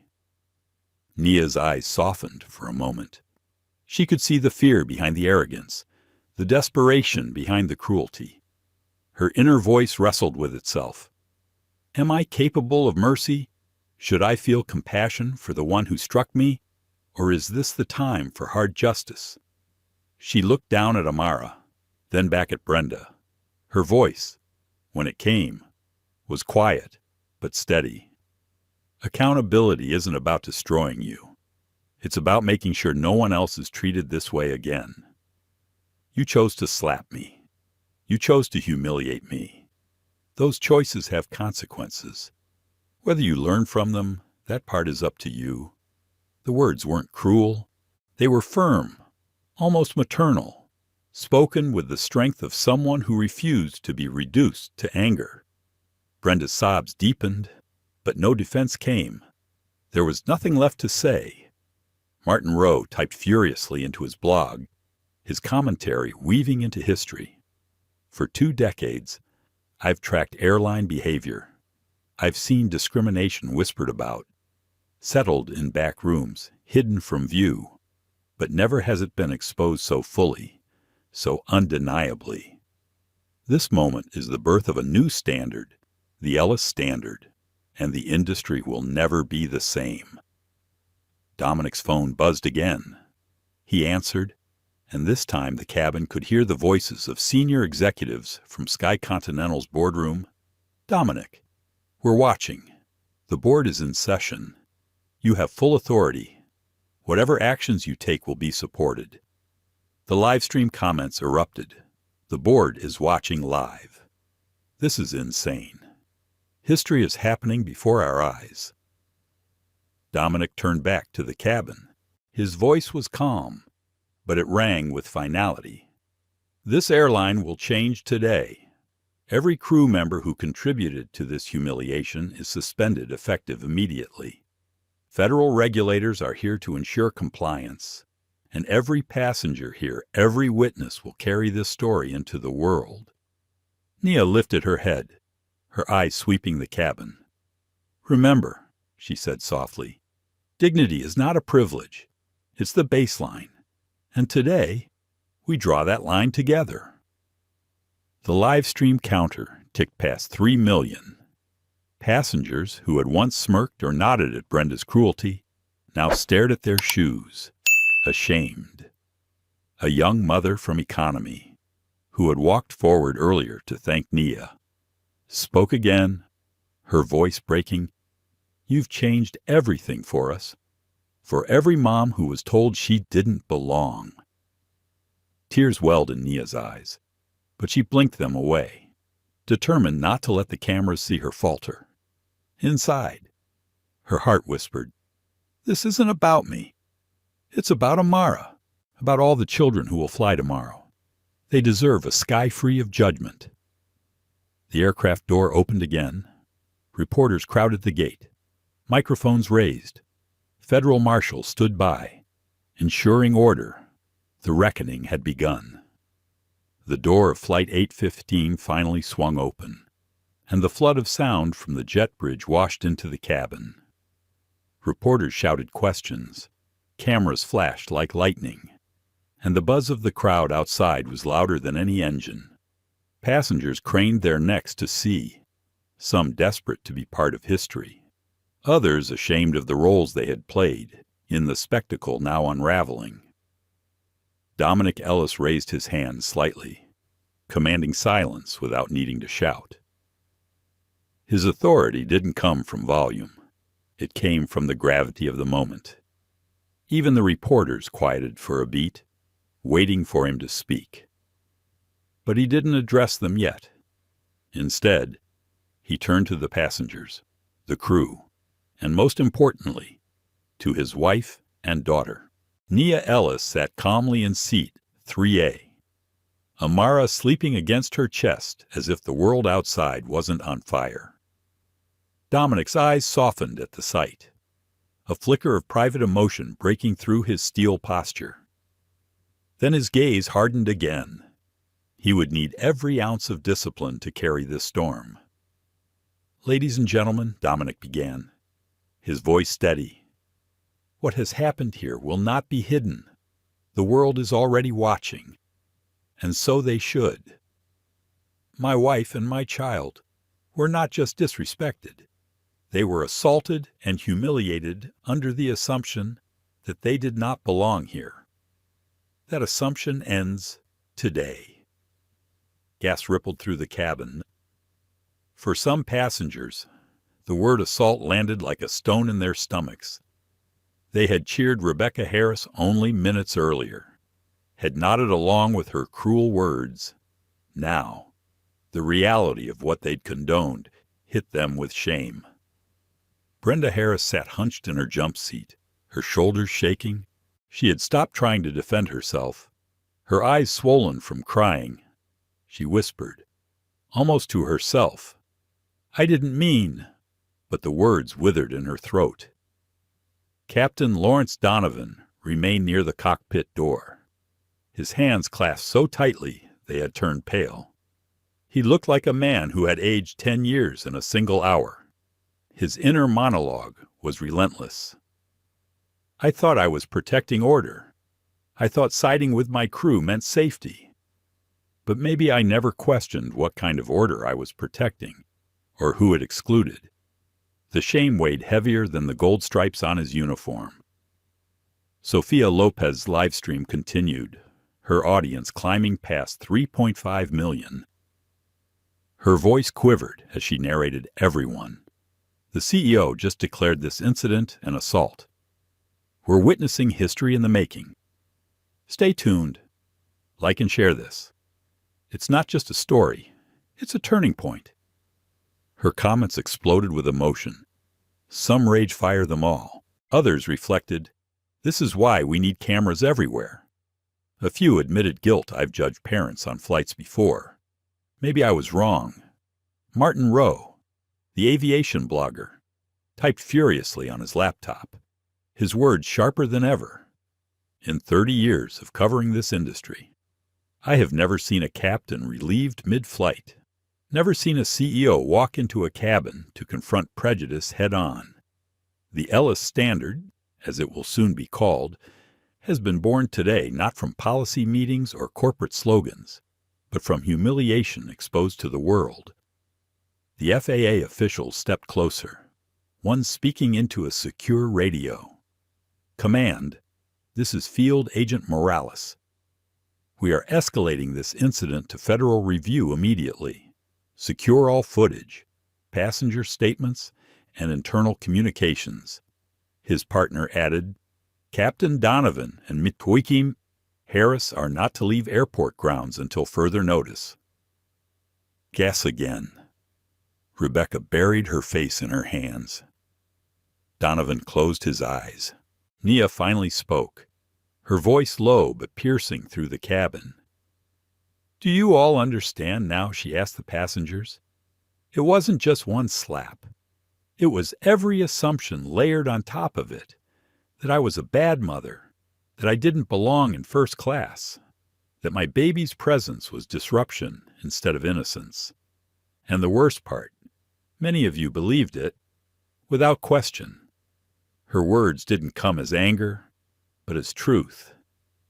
Some passengers looked away. Eleanor Price, the woman in pearls, finally reached up and unclasped her necklace. She placed it gently into her lap, as though removing a symbol of her earlier arrogance. Quiet tears ran down her cheeks. Philip Grant, once so smug, now typed frantically on his phone. But no matter how many posts he deleted, the screenshots lived on. He had become a cautionary tale in real time, his face plastered across feeds with captions like, "This is what prejudice looks like in 2025. His mind spun in panic. What will my colleagues think? My clients? My family? Dominic's phone buzzed again. He pressed speaker, and the cabin heard the clipped voice of Sky Continental's board chair. Dominic, the board has voted unanimously to implement immediate review of all crew training, passenger management, and bias protocols. You have our full backing. This flight marks a line in the sand for the entire airline. Reporters outside went wild, shouting over one another. Mr. Ellis, is this the beginning of regulatory reform? Mrs. Ellis, how does it feel to be at the center of this firestorm? But Nia didn't look at them. She was focused inward, wrestling with her emotions. Her inner voice whispered, I should feel triumphant, but all I feel is tired. Why must my pain always be the proof? Why must my daughter's safety be the cost of accountability? She kissed Amara's forehead, whispering so softly only the baby could hear. It won't be for nothing. The FAA officials motioned for Brenda and Donovan to stand. Both rose slowly, their postures broken. Brenda whispered through tears, Please, Mrs. Ellis, I'm begging you. I was wrong, but don't destroy me. Don't destroy my family. Nia studied her for a long moment. She felt the urge to turn away, to dismiss the plea, but instead, she answered with measured clarity. This isn't about destroying you. It's about ensuring no one else endures what you put me through. Your choices have consequences, Ms. Harris. And today, the world saw them. Dominic turned toward the crowd outside. His voice boomed across the microphones. Sky Continental Airlines will establish a permanent foundation to ensure dignity in the skies. We will name it after the moment my wife endured with strength, so that no passenger ever again has to prove their worthiness to belong. Training will change. Protocols will change. And if this airline must be torn apart to be rebuilt, then so be it. The cabin erupted in murmurs, some stunned, some approving. Sophia whispered to her live stream, "He just announced an entire foundation. The Ellis Foundation. This is beyond anything I imagined." Her viewership jumped to 5 million. Nia looked around the cabin. The faces that had once judged her were now transformed, some ashamed, some inspired. She knew not all of them would change, but enough had witnessed the truth to carry it outward. Her inner monologue grew calm. Maybe this is what justice looks like. Not neat, not painless, but undeniable. Outside, federal marshals escorted Brenda and Donovan down the jet bridge. Cameras flashed as they passed, their downfall captured for history. Passengers inside the plane sat in stunned silence. Dominic returned to Nia's side, kneeling briefly to meet her eyes. His voice softened, audible only to her. "We're almost through the storm, love." Nia nodded, tightening her hold on Amara. "Yes, but storms change landscapes. Let's make sure this one reshapes the skies." The live stream ticked past 6 million. Headlines raced across the globe. The storm outside was no longer just about Flight 815.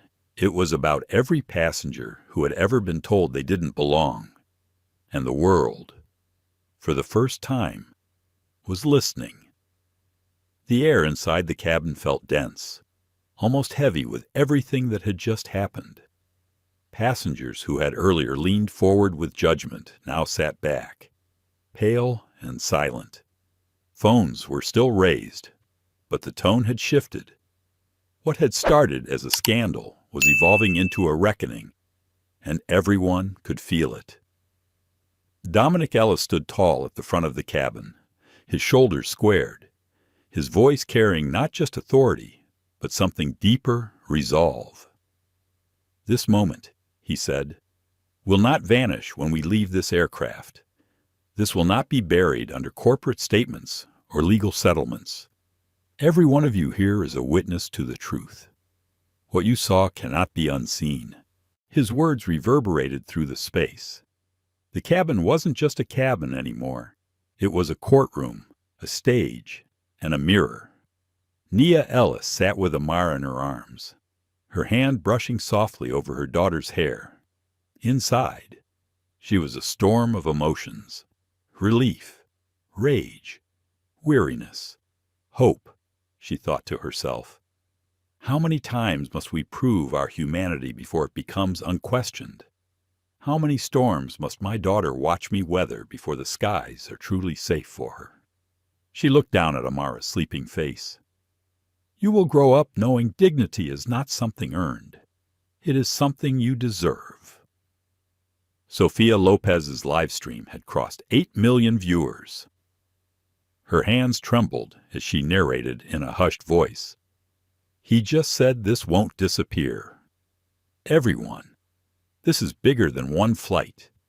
This is about changing how the skies treat people. Like and share if you believe no one should be humiliated for who they are." The comments came so fast they blurred justice in the skies. Accountability at last. History unfolding. Martin Rowe was typing feverishly, his words sharp, almost prophetic. Flight 815 is no longer a flight. It's a watershed moment in aviation history. For decades, bias in the skies has been whispered about, brushed under corporate rugs. Today, bias was caught live, dissected, and answered in real time. The Ellis Standard will become a phrase we all remember. Brenda Harris and Captain Donovan had already been escorted out of the aircraft. The sight of their retreat lingered like ghosts in the cabin. Passengers avoided each other's eyes, many replaying their own words in silence in their heads. Eleanor Price gripped her pearls again, but this time not with pride.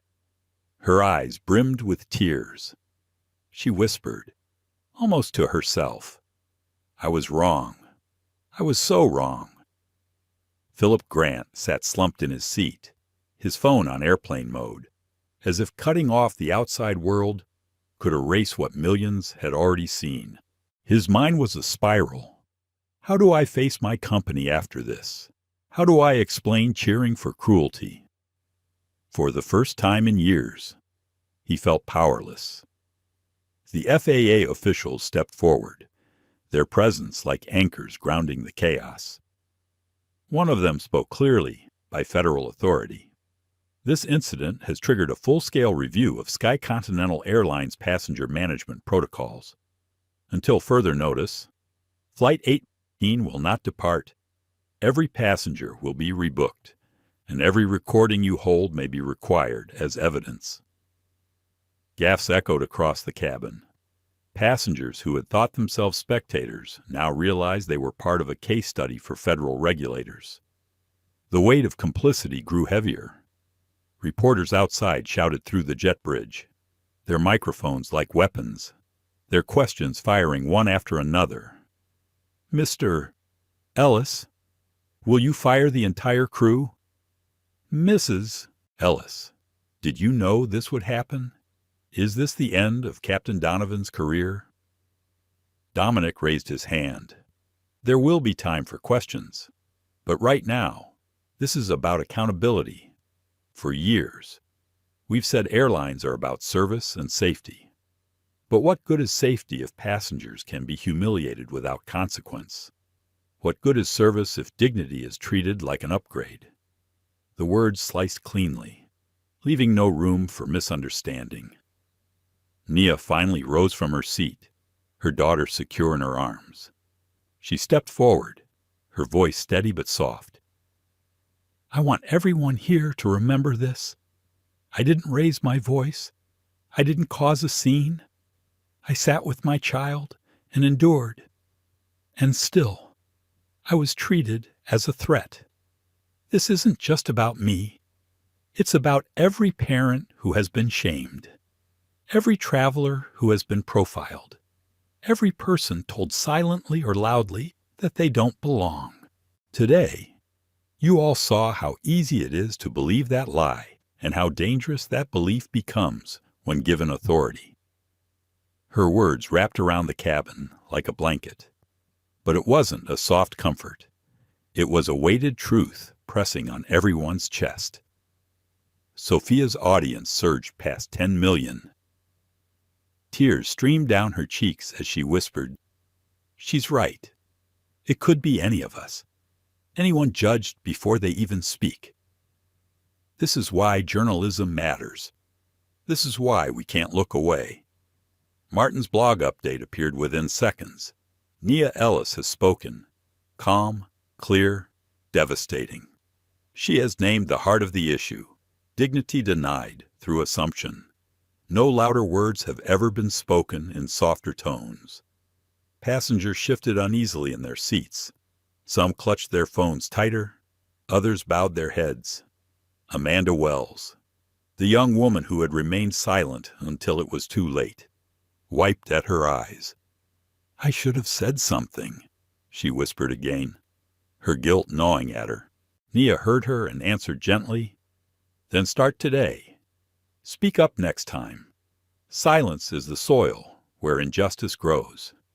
Outside, the board of Sky Continental convened via emergency session. Screens lit up in a nearby conference room. Legal advisors, PR strategists, and directors spoke in urgent tones. But the public already knew the truth. This wasn't just a company crisis. It was a cultural one. Dominic turned back to the passengers. "You will all leave this aircraft today with a story.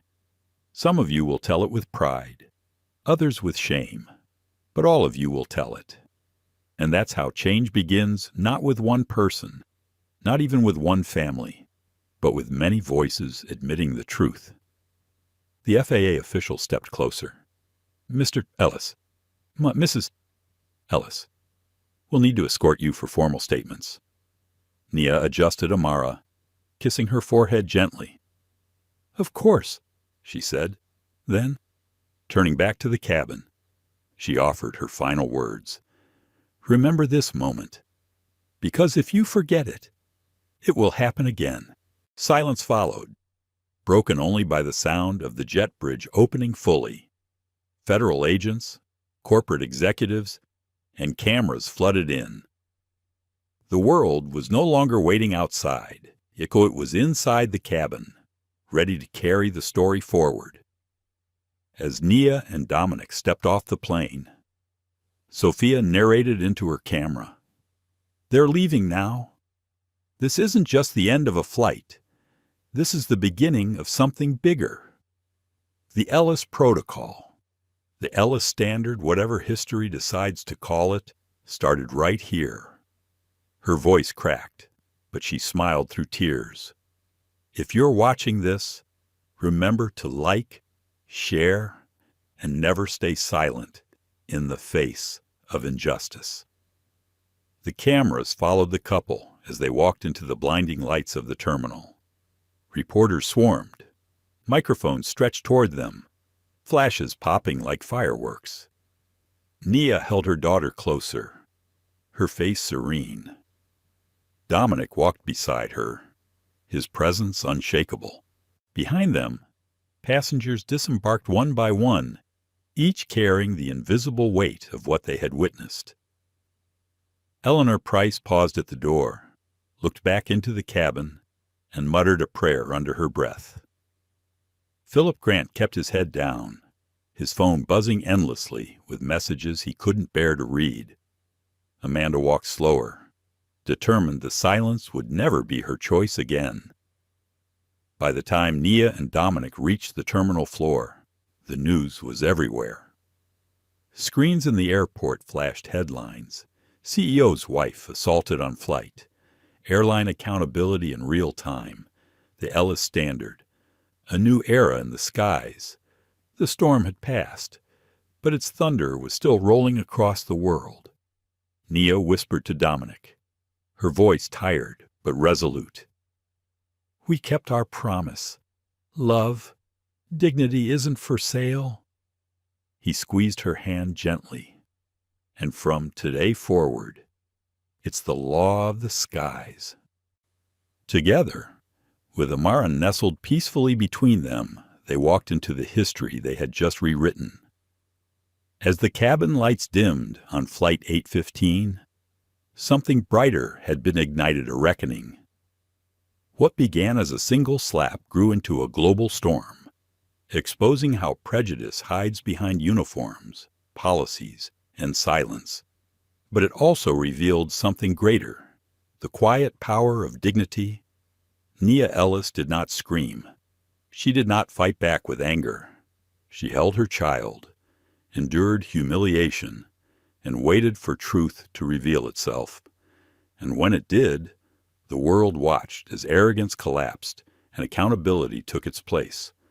Dominic Ellis, her husband and CEO of Sky Continental, stood not just for his family, but for every passenger who has ever been told they don't belong.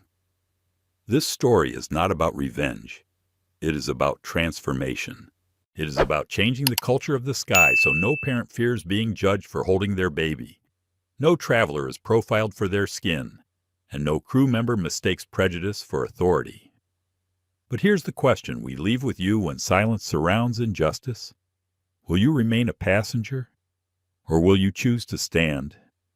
If this story moved you, if it made you think, reflect, or even shed a tear, please like this video, share it with someone who needs hope, and subscribe to our channel. Together, we will keep telling stories that challenge injustice, honor dignity, and remind the world that respect is not optional. It's the baseline.